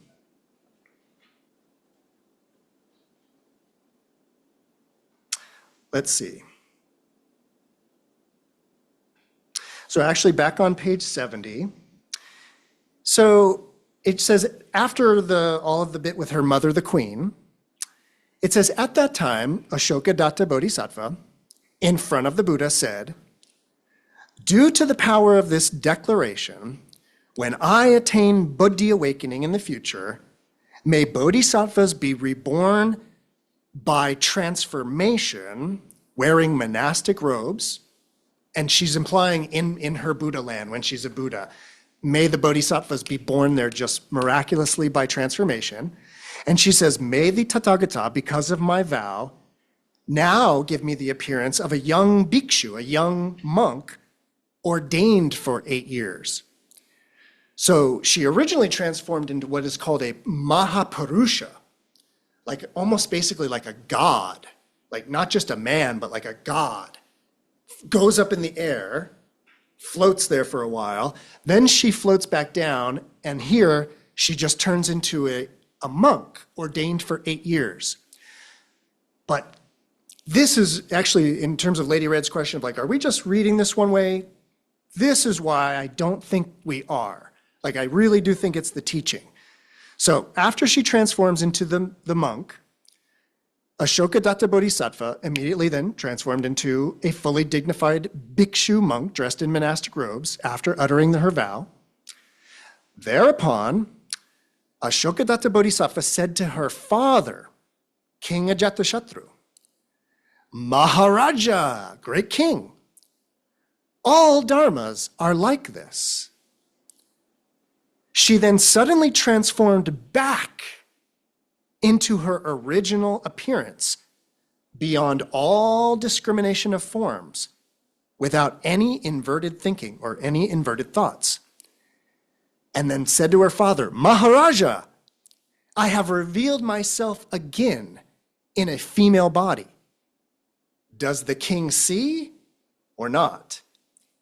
And the king replies, I see. However, I do not see you by the characteristics of bodily form.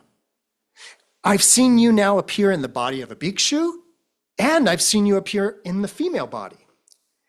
And the Buddha asks the king, which is the real one? Maharaja, you should study, or you should know, you should learn like this. Abiding within all dharmas, one correctly sees everything. Sentient beings are burning with afflictions because they do not understand the power of the Dharma. Not understanding the power of the Dharma, they doubt what should not be doubted. Therefore, you should stay close to the Tathagata and the youthful Manjushri Bodhisattva, because the awe-inspiring power of that bodhisattva's virtue will enable the Maharaja to repent for his misdeeds. Okay, so once again, if you want to read the whole sutra with me, I'm doing my class online next month, but otherwise, it's that idea, the question, which is the real one? That it comes back to my apple example. Is it red or is it green? Which is the real one? And this is saying exactly, and I feel like it's saying what I've been saying the whole time, right? That sentient beings are suffering from that clinging to objectivity. That idea of this is right, that's wrong. It's a red apple. All these green apple people are crazy. We got to take these green apple people and teach them a lesson. No, it's crazy. That's crazy talk, right? So as far as I can tell, the same kind of idea that I've been trying to convey is represented in this beautiful little sutra. Do you have more translations? Yep, they're over there. They're on that table. Okay, so any questions so far about any of the things we've read? We just have the one last one, the Vimalakirti, which is going to take a while. Technical question for people online. Oh, Can they order these from you? I'm still working on getting an online store on my website. But if you're interested, just email me either directly or through the website, and then it can happen in that way. So they're available, but they will be more readily available later. Just a thought. With all Thank you. Just a thought, with all her transformations, probably because of my background, really mathematical. It's really marvelously like some forms of mathematics, how you can get any form from, you can start with, Sure. what is it, topology. So it's like this incredible topology where you can start with a circle, you start with a donut, and from the donut you can get the whole repertoire of the rest of the formed world. Which is a very And- avatamsaka, very Buddhist way of thinking. Yeah, so that it just was like really, it just, yeah, very much like that. Awesome. Any other comments, questions, ideas about any of this? Noe? Yes, I have a question. Well, I love this. It's points to the here and now. Yes, because I get caught up in some practices that I'm involved with, and even interpretations of the right view, the right livelihood, the right, again, with the right and the wrong, which is the Western interpretation of the word. There's a right way of being in the world, which implies a wrong way of being in the world, well, obviously. But the Dharma is here. It's not an effort. Of course, we want to be good and moral and upright, yes, and to practice. But that idea of right and wrong, which comes forth in a lot of the Sure. schooling that I've been involved. Could you speak to that for a moment? I would love to. Thank you. Yeah, a lot of you that if you've studied with me online or what have you, you've probably heard this from me before, but I too am not a huge fan of translating samyak as right. It's in many ways, it doesn't even really, it's not even appropriate exactly. So my understanding of that language of the Eightfold Path regarding the idea of right view, right speech, right action, I don't think of it in terms of right and wrong. I tend to teach it when I teach those dharmas. I tend to teach it as conducive to suffering or conducive to awakening and enlightenment. Meaning there are views that are conducive to suffering. I often use the classic view that wealth and property equals happiness and security. That is a view, that is a very strong view in the world, that if it's provided that you have wealth and property, that's happiness and security. If you don't have wealth and property, you're at risk and you'll probably be sad, is the view. My understanding though is that that's a view that is conducive to suffering. That is a fast track to suffering to think that way, right? Whereas there's other views, like a certain Buddhist view in that way, that's conducive to liberation, conducive to awakening. And at that point, it's not right or wrong, it's what do you want? What are you interested in? You want to suffer? There's I got ways to do that. And you know what? They're the right way to suffer, like if you want to do that, right? Whereas if you're interested in suffering, but you're going to practice this liberation, that's the wrong view. If you're interested in suffering, if you see my point, I'm being kind of funny in that way, but I think that idea of conducive to awakening is a better understanding of samyak in that way. So that's my 2 cents on that. Jordan. Yeah, if I've been following along, seems like, the monks who ask the women to transform into a man, the way I see it, it's like it kind of represents like the dualistic sort of thinking. So like a woman is only a woman when you compare it to a man. And I'm thinking like if you just have something on its own, it's just what it is, right? And so I'm wondering if this is pointing more towards that like non-dual sort of thinking. That's kind of like what I picked up from what's been going on. I like it. Yeah. I like it a lot. I hadn't even gone down that road. There was a moment about an hour and a half ago where the exit sign for that appeared and I didn't take the exit. But there's another way of understanding, and Jordan just voiced it. There's another deep way of understanding all of this regarding, let's be clear, let's be correct in terms of we're talking about lakshana, characteristics, and that idea of like the characteristics of being female, feminine characteristics. And what Jordan just said wisely was, but those such characteristics only take their meaning relative to what would be called the male characteristics. But surprise, male characteristics only get their meaning from what have been called female characteristics. So now we're in the dependent origination feedback loop, right? And you said the important part, which is, but just solo dolo, there's no, we don't get it. That's emptiness. Emptiness is the realization that all such characteristics are only going to be relative, and that unto itself, emptiness in that way.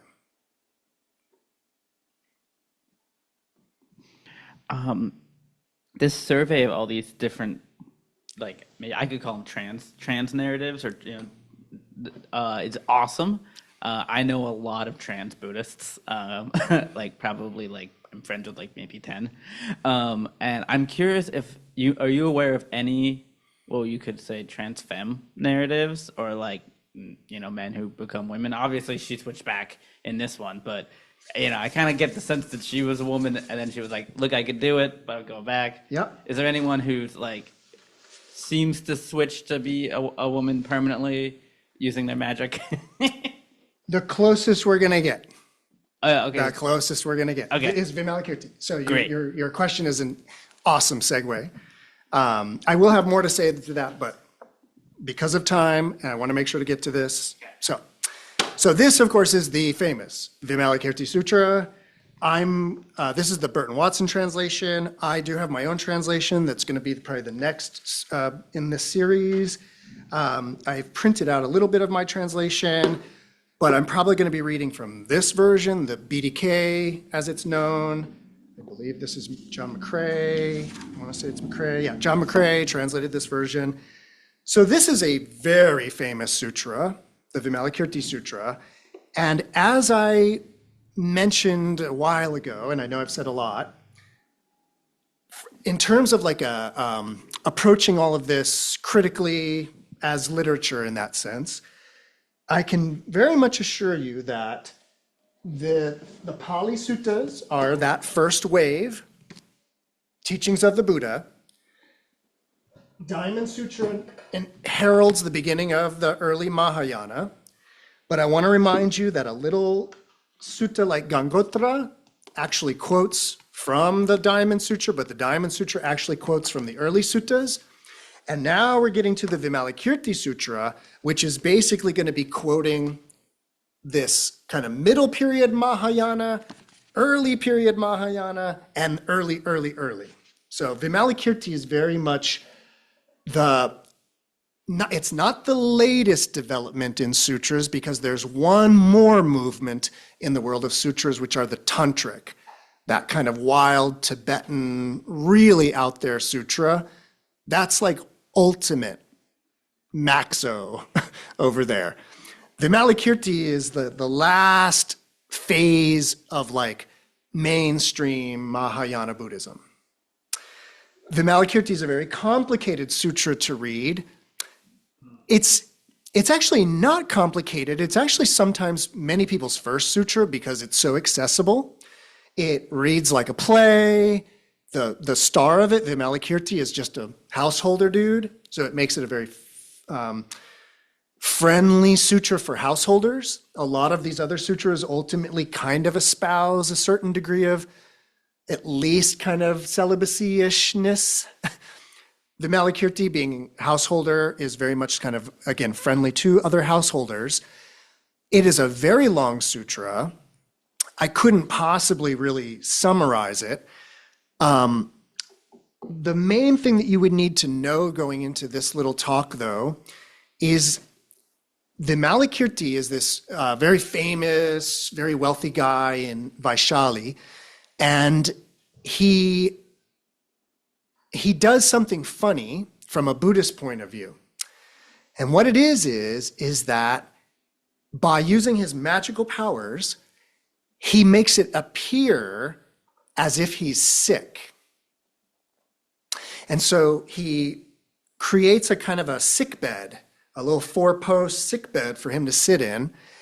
And then with his mental power, he sends out a message to the Buddha. And basically he's like, I wonder why the Buddha won't send anybody to come visit me. I'm so sick. And the Buddha picks up the message and then proceeds to tell all of the monks, the senior monks, the same group of senior monks, by the way, that we've been encountering that go against our young women, the same group, one by one, they're like, whoa, I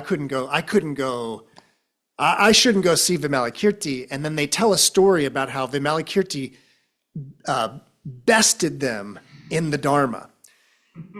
So then the Buddha turns to all the bodhisattvas and one by one goes through all the senior bodhisattvas, and they too say, I don't know, that guy's really smart. One time I met him, and they recount a story. And so it's only Manjushri, same bodhisattva that we've seen a number of times, who says, it's crazy, but I'll go see him. And so this big group of people all start heading over to Vimalakirti's house. Vimalakirti knows they're coming, and so he does something very funny from a Buddhist point of view. What the sutra says is that, and the language of this is what makes Vimalakirti actually very difficult to translate, but it says that like he made his house empty, or again, the language is really tricky, but he makes his house vacant or empty. But it's a whole it's a funny, double, triple, quadruple entendre, but it's a funny thing about how Vimalakirti lives in the house of emptiness. So if you've been picking up all of the teachings I've been giving about emptiness and the subtlety of that, remember, because emptiness doesn't mean this. Remember, emptiness is about green apple, red apple. So Vimalakirti makes his house empty. And in terms of the story, what that actually literally looks like is that there's nothing in the house. Like he makes all the chairs disappear. He makes all of his family disappear. He makes everything disappear. But again, it's a double entendre. So then within this house of emptiness, all kinds of dialogues and discourse happen. So the sutra is a bunch of interesting conversations that happen inside of Vimalakirti's house. But then, let me get my page numbers. So then we get to page.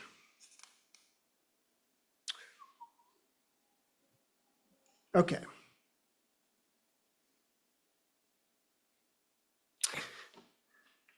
So what happens is, and I won't read you the whole thing, but what happens is that out of nowhere, a female goddess, and I did intend to bookmark this little talk today with goddesses. So we started with a goddess and we're going to end with a goddess. That was sort of the idea, or the Naga princess, or the Ganges River goddess. Then we had our Naga princess, but then now this goddess, and she just appears out of nowhere in the house, in Vimalakirti's house. And eventually she gets into a Dharma discussion with Shariputra, same dude we've been seeing time and time again. And they go back and forth And then she says, also again, ideas that espouse the bodhisattva path. But then she eventually says, and maybe I'll just read my version. Yeah, I'm going to read my translation. So then at that time, after the exchange, in classic form, and it's actually part of the reason why I chose what I did and did it the way I did it, was for this. So many people are so familiar with this, I kind of wanted to share where all of this comes from. So now you know that it's a classic trope for Shariputra to then turn to the goddess and say, why do you not now transform this female body? Same question we've been hearing. But the goddess replies, oh, and there's a mystery. Shariputra originally wants to know, in a way, how long she's been practicing. How long has she been so enlightened? And that's actually what begins a lot of the back and forth with Shariputra. So she eventually kind of answers the question, and what she says in response to, why don't you transform your female body? She replies,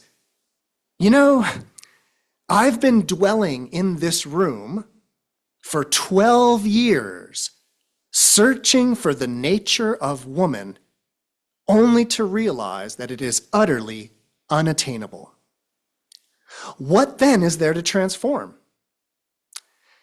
See, Shariputra, it's like an illusionist who conjures up an illusory woman. If someone were to ask her, why don't you transform this female body? What would be the proper answer? Or would that be a proper question? And Shariputra says, no, goddess, since the illusion is not real, what could there be to transform?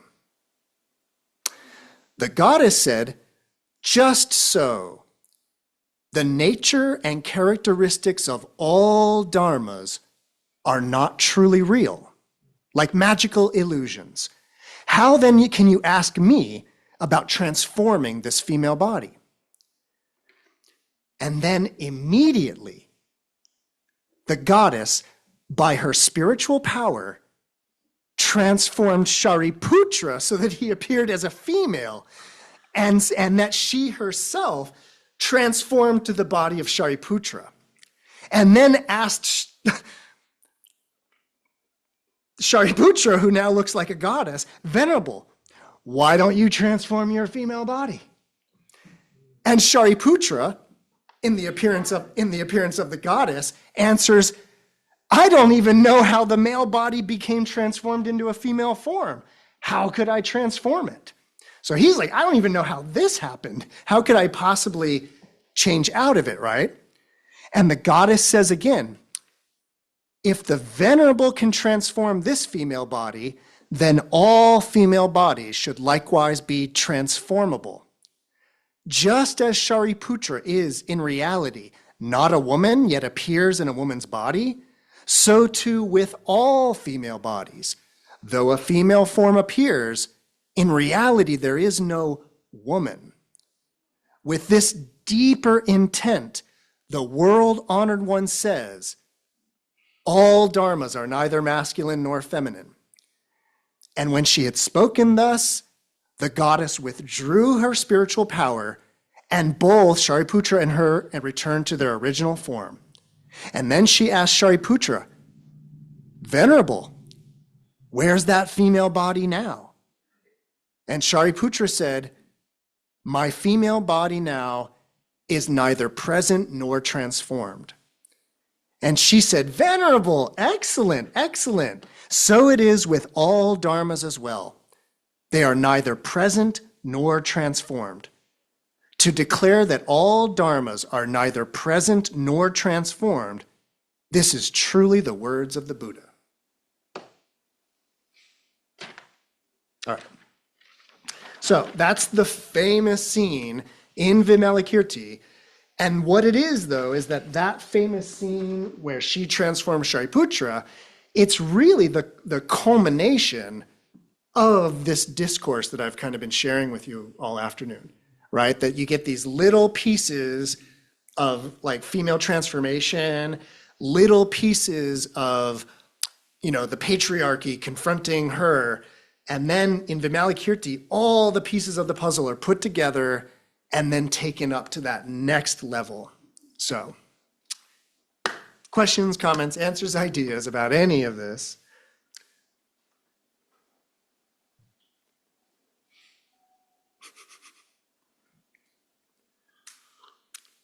I know it's a lot to take in. Yeah. Sure, comments, comments. It's sort of a clarifying question. So, okay, I guess I'm just processing. When you say, or when in the translation, Yep. all dharmas are neither present nor transformed. In the apple scenario, I'm stuck on the apple scenario. In the apple scenario, that is just explaining the idea that the apple is not red nor green, and it's also not turning red or green. It's just seen by people as red or green. Yep. Okay, cool.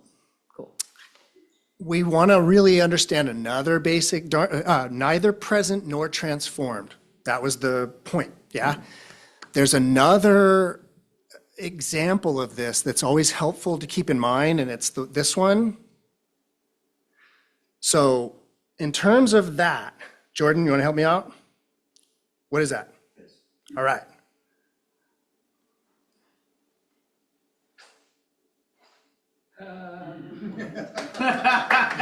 Where'd the fist go? Is it in my pocket? Did it transform? It's transformed. It's transformed. So you meaning there is a fist here, but in a different form? Is that really what we're saying? Yeah.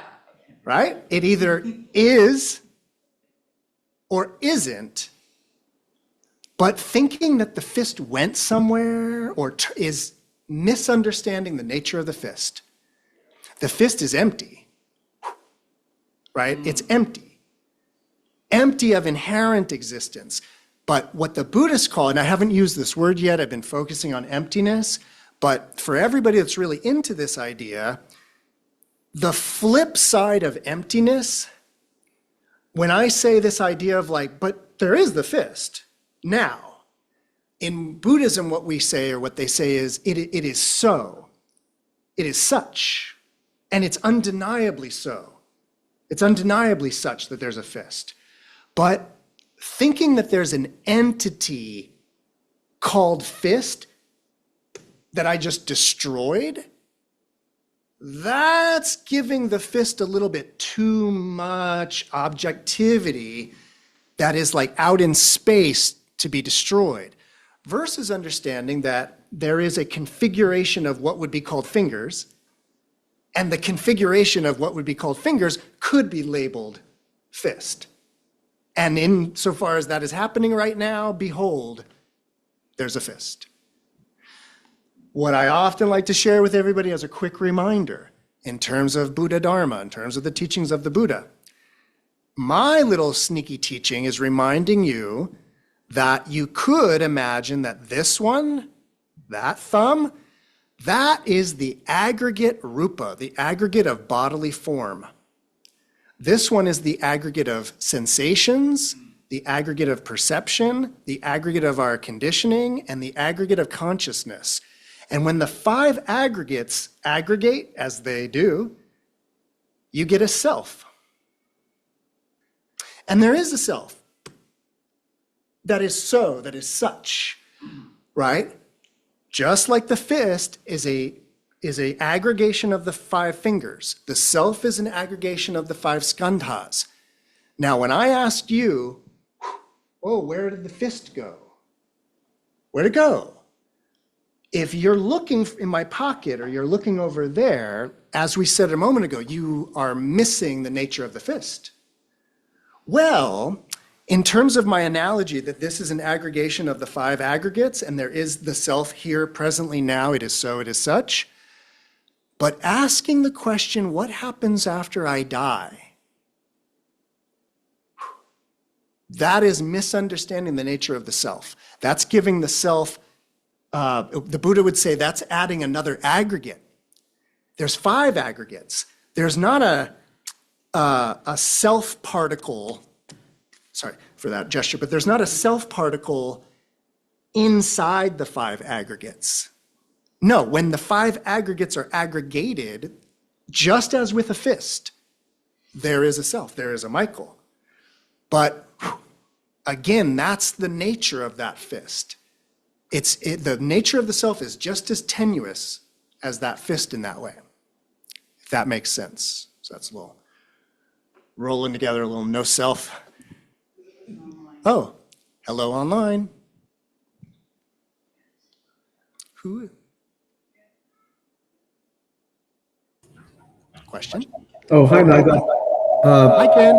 This has been fascinating.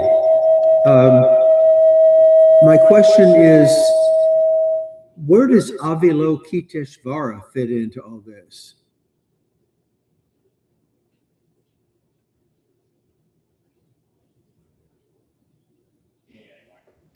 Great question, Ken. Great question. I actually, say again? He needs to mute or nothing can happen. Are we good to go? So, in the original reference that I mentioned, Diana Paul's book, her last section in this book is about Avalokiteshvara. So, very important part. I'm very glad you asked. In many ways, I should have included Avalokiteshvara in this talk. It's sort of just such a whole other world in that way. So, the Bodhisattva Avalokiteshvara is probably the most famous bodhisattva out there. I would say there's so many bodhisattvas, but Avalokiteshvara sort of is the most, represented in iconography and all of that. The Bodhisattva Avalokiteshvara has a very long, complicated history, also full of interesting transformations in a way. So, great question, Ken. There's a lot to unpack here. So I gotta tell everybody, there's 2 tracks to talk about Avalokiteshvara on. And I want to touch on both of them, but we could talk about Avalokiteshvara historically, by which I mean the evolution of a certain iconography, a certain image, and then how that builds up to the modern world. And then there's the actual Bodhisattva Avalokiteshvara and the significance of that being. So I'm kind of talking more spiritual. Really quickly, what you should know is that on the historical line of things, there is a bodhisattva that is just originally known as Padmapani, and Padmapani isn't even a name. It's a description meaning the lotus bearer, the lotus holder. So the oldest original imagery of Avalokiteshvara was if you ever see a standing bodhisattva, important, standing and holding a lotus flower. That's probably a very old representation of the Bodhisattva Avalokiteshvara. But what happens is that Bodhisattva, the lotus bearer, starts, for some reason, starts to become really, really popular. And then there's a story about the Bodhisattva Avalokiteshvara and how the Bodhisattva Avalokiteshvara got their name. So the word Avalokita Ishvara, or there's other ways to understand that, but the significance of that name, it sort of means like the hearer of the crying of the world, or literally just the hearer of the sounds of the world, but it's understood as being the wailing, crying, moaning of the world. And the story about this is that there's a siddhi, a miraculous power known as the divine ear. And as people cultivate and develop their meditation, they might develop these supernatural powers like reading people's minds and things like that. And one of them is this divine ear, the ability to hear at vast distances, the ability to hear other realms, just very, very sensitive, tuned in, clairaudience, as it would be called. When the Bodhisattva Avalokiteshvara developed the divine ear, all they could hear was the sorrow of the world. It was like just, that was what was coming through the loudest. So this bodhisattva starts to become the bodhisattva of rescuing suffering sentient beings. And the bodhisattva could be called upon by name, and there are miracle tales of people like drowning and calling out for Avalokiteshvara, and all of a sudden a plank of wood pops out out of nowhere, and they float to safety. Like, there's all kinds of miracle stories about the bodhisattva rescuing people. You smash all that together, and there's a story about when the Bodhisattva Avalokiteshvara first developed the divine ear and heard the sorrows of the world.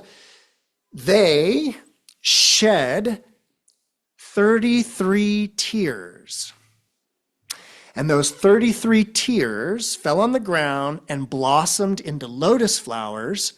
And on the lotus flowers were 33 beings called Tara.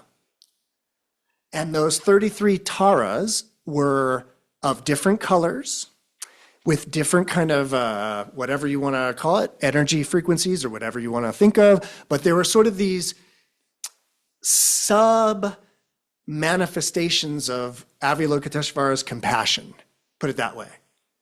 So now, and Tara is female, fully female, by the way. What happens historically, and by the way, I'm just quoting it from a very long book called Guanyin, or with a K though, because the old translation was Kuan-yin, by Fang. Her last name's F-A-N-G. And what happens is that representations of Tara start to make their way eastward, but in China and Japan, they mistake it for Avalokiteshvara, not Tara. So in East Asia, China and Japan primarily, Avalokiteshvara is very female form, female figure, very feminine. And historically, that seems to be a Avalokiteshvara Tara mix up a little bit. But I told you, that's just the dry, boring, scholarly understanding of this. The other understanding, the more spiritual understanding, comes from primarily chapter, 20-something? 25. Chapter 25 of the Lotus Sutra is the Avalokiteshvara chapter. Often, chapter 25 of the Lotus Sutra is its own sutra, and it's the Avalokiteshvara Sutra. And if you read chapter 25 or just the Avalokiteshvara Sutra, what it talks about is the Bodhisattva Avalokiteshvara sort of having this power or ability to appear however is necessary. So they are a Bodhisattva extraordinaire. So their only intention in this world is to help rescue and save sentient beings. And so there starts to become this idea of what's known as upaya, skillful means. But in this case, the skillful means is the bodhisattva's ability to take on whatever appearance is the most expedient. And so there's these amazing stories from that chapter, as well as other Avalokiteshvara sutras, where it's like, oh, these people over here, they'll only believe a wheel-turning king. Like not even a Buddhist or a Brahmin, but only a wheel-turning sage king. So Avalokiteshvara takes on the appearance of a wheel-turning sage king. But then these people will only be rescued by female bodies. Avalokiteshvara takes on female bodies, or the bodies of children, or the bodies of animals, or the bodies of a cloud, you name it. So the spiritual side of the Bodhisattva Avalokiteshvara is this ultra transformer into any possible configuration. But the logic or the Dharma or whatever of those transformations of Avalokiteshvara should totally be understood in the context of the emptiness that we've been talking about, right? That miraculous transformation is about, I would argue that it goes back to what we've been really hammering on with this whole green apple, red apple thing, of that the Bodhisattva Avalokiteshvara doesn't have any inherent nature. And that's what allows for being whatever is necessary in that way. So, yes. So, Yeah. thank you. So I'm familiar from so I'm wondering where it actually came out of with the Avalokiteshvara that is the head of Chinrezi and Tara and Manjushri and Maitreya's in there somewhere and Brahma's somewhere over there. So it has all these heads that is the accumulation of all the bodhisattvas. Yep. And I also know Guan Yin, who sits on my, Yeah. at home, she's there. So where is that interface between Avalokiteshvara as this multitude of bodhisattvas composite and an individuality, whether there is an actual separate self, not going there? Yep. Yeah. So that's the other thing about Avalokiteshvara is that he, she, they takes on many different forms iconographically. So you have the oldest one that I mentioned, which was the lotus bearer. Very simple, just a standing bodhisattva with that, with a lotus flower. Then when you move ahead, you start to get a actual cross-legged seated bodhisattva in that way. And then Avalokiteshvara then starts to get very complicated, and you referenced what would be known as the 11-headed Avalokiteshvara. And that is a particular image of Avalokiteshvara with indeed 11 heads, and the very, very top, the 11th top head, is a Buddha. And that's a complicated one. My understanding of the history of that is that, well, really quickly, you need to know that traditionally there are 10 stages to the development of a bodhisattva before they become a Buddha, the Buddha being the 11th stage. So the iconography of the 11-headed is the 10 Bhumi stages, as they're called, that include these other bodhisattva stages, and then ultimately becoming a Buddha. So the 11 heads, as far as I know, is referencing that 10-stage, 11th stage process. Another aspect of the bodhisattva, Avalokiteshvara, is the multiple hands. Chenrezi is the Tibetan version of Avalokiteshvara that has, I believe, 6 arms. I believe it's There's 4-armed, 2-armed, 4-armed, 6-armed. well, yeah, there's indeed. The normal one that I've seen is the prayer with 4 arms here, a rosary, I forget what the other ones are, but indeed there's more than that, culminating in the 1,000-armed Avalokiteshvara. Now, when you get into the arms of Avalokiteshvara, what's beautiful is that of course, I doubt you guys have one, but there is an encyclopedia of the 1,000-armed Avalokiteshvara because every single hand of those 1,000 arms is holding a different implement, and there is behold here. So every one of those, well, this is a beautiful 11-headed, 1,000-arm standing Avalokiteshvara. This one's a little, we're not quite there because these are like very, like only these hands have implements, but not these ones, whereas those have eyes, yeah, normally though, there's an implement in each of the 1,000 hands, and each implement has say again? yep, and each implement has a significance of why it's in that hand and not that hand, and not, like, it's like very complicated, the iconography. Now, all of that is a further representation of upaya, or skillful means.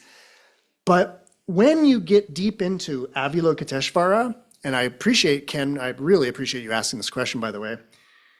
The thing that happens, though, with this bodhisattva in particular, Avalokiteshvara, it says it in the Lotus Sutra, but there's another sutra where it says it much more explicitly. What it says is that in that way that I was just talking about, where the bodhisattva Avalokiteshvara can appear however is necessary, and that even if somebody, like, the idea of that is that even if somebody would only be like converted or convinced by a Catholic priest, Avalokiteshvara will appear as a Catholic priest and preach Catholicism, but in a way where it's like the Dharma, right? So it gets really wild with Avalokiteshvara, but the wildest one is that if it's necessary, they'll appear as a Buddha. And then all of a sudden it's like, well, then wait a minute. If Bodhisattva Avalokiteshvara can appear as a Buddha or a Bodhisattva or this or that, aren't they like better than a Buddha? Now, of course, better or worse is stupid. But what happens, though, in East Asia, primarily in Japan, is that there almost branches off a kind of Avalokiteshvaraism, where Avalokiteshvara is almost, in a way, elevated above the Buddha, because the Buddha is like really austere and like kind of inapproachable, but Avalokiteshvara is like really approachable. And if the Bodhisattva can appear as a Buddha, then I think it's all about the Bodhisattva. And so the Bodhisattva path in certain forms of Buddhism becomes Avalokiteshvara specific because of this ability to take on any form. So that's where you get, again, in Japan, you get these huge temples to Avalokiteshvara that are not just a Buddhist temple to Avalokiteshvara. They're like truly a new religion in that way. So The Buddha is retired, and Avalokiteshvara is still on the clock. that's the idea. That's what I meant by they're accessible, they're relatable in that way. Say that again for the people online. Yeah. The idea. Sorry, you wanna? Just that the Buddha is retired, and Avalokiteshvara is still on the clock. Retired is an interesting way to put it. What happens in the course of Mahayana Buddhism is that very quickly what happens in the Vajra Sutra, actually, so if you're following my genealogy that I keep mentioning, what happens in the Vajra Sutra is the Buddha is completely divorced from a being. It's the wisdom.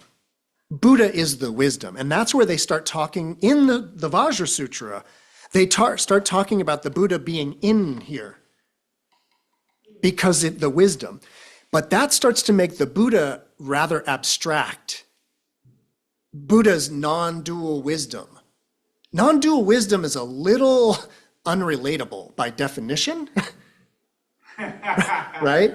And so, indeed, not so much that the Buddha's retired, but the Buddha is so like abstracted that all of a sudden this is a lot more, again, relatable in that way. Yeah.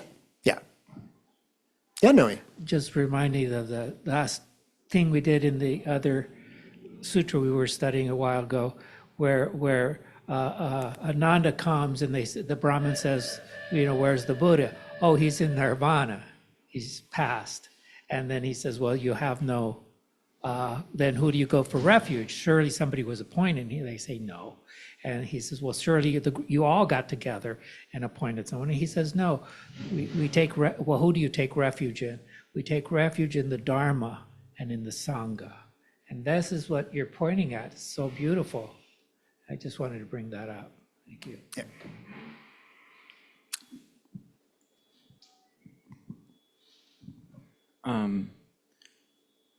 Recently, I started, well, I took a class with Chandra Easton online and doing like Tara practice. Yeah.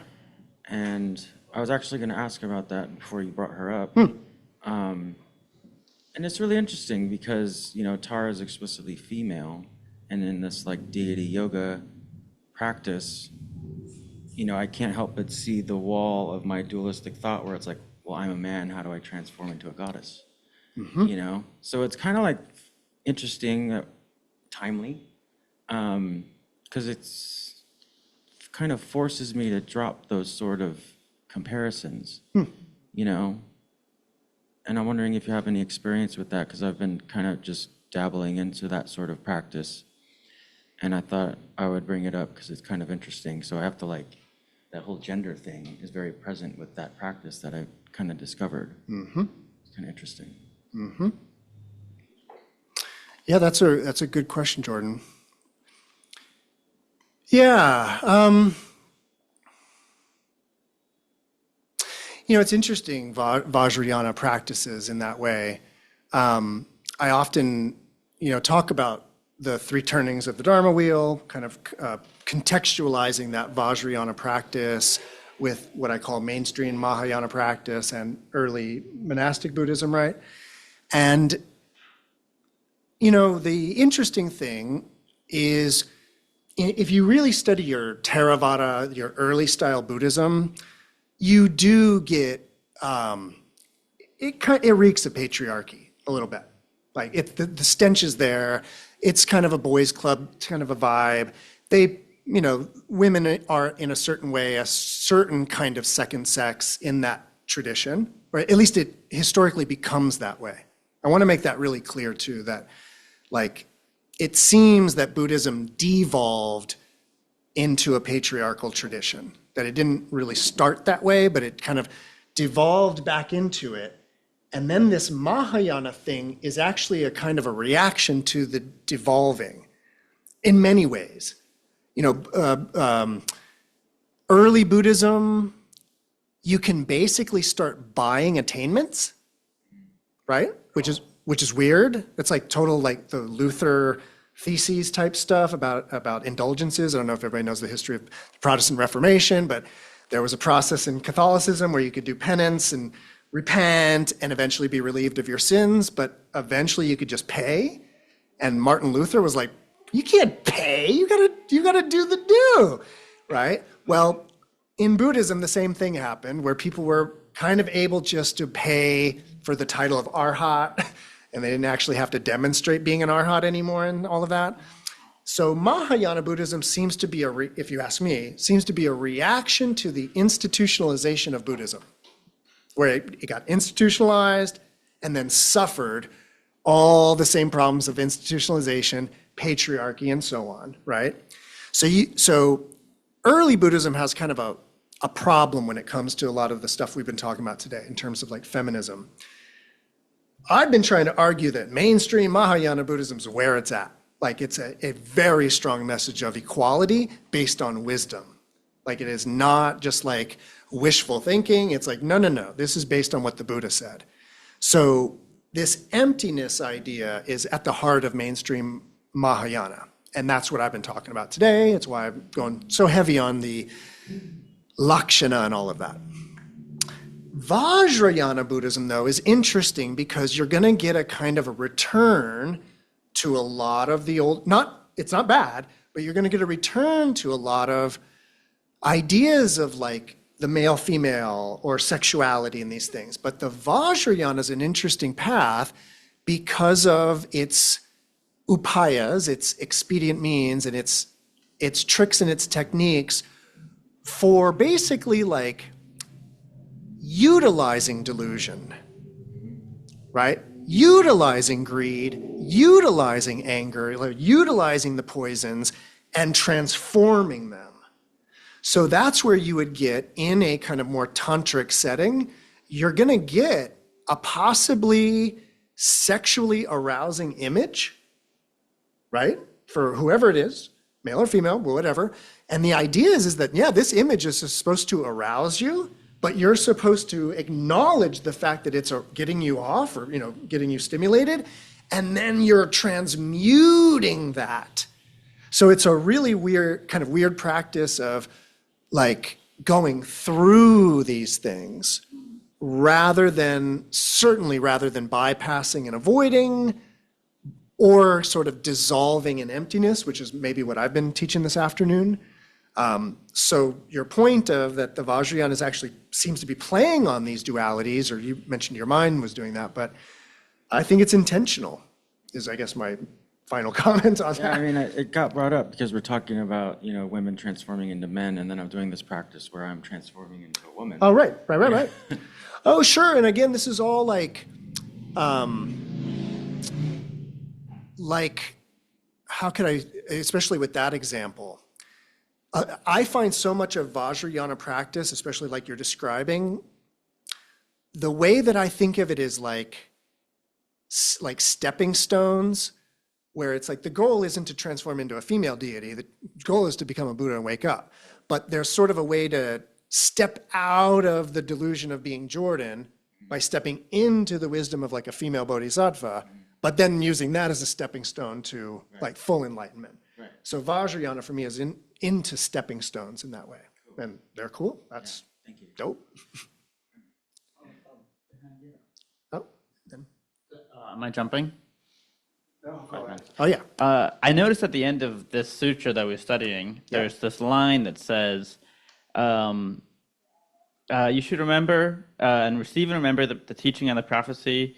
Sorry, it's kind of long. The upshot is, it's like, if you were to give up me like enough treasure to fill like 3,000 bajillion worlds, or you just memorize the sutra, it's better to memorize the sutra. Yeah. But do you think, is that kind of a dash on like, and by the way, you can't buy enlightenment? Not exactly.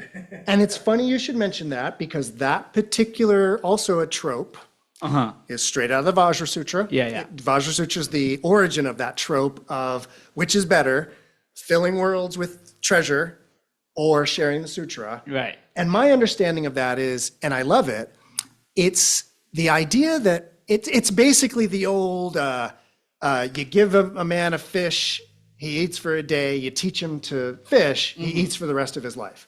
Sorry for all the vegetarians and vegans, but the point is that this is kind of saying that if somebody could actually understand this, it would be so much more valuable than any worldly physical thing that you could ever possibly get.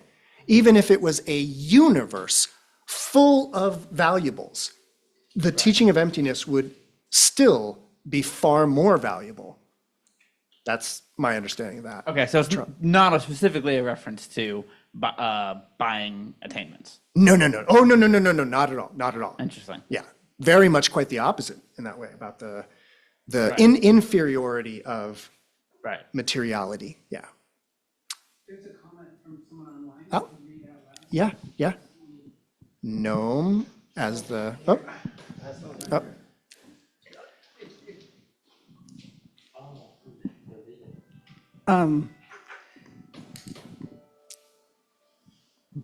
In absolute terms, this seems to speak profoundly to a sense that all of us are both and also Kshitigarbha, Earth Store Bodhisattva, also seem to have a female form, though the last one is depicted as male.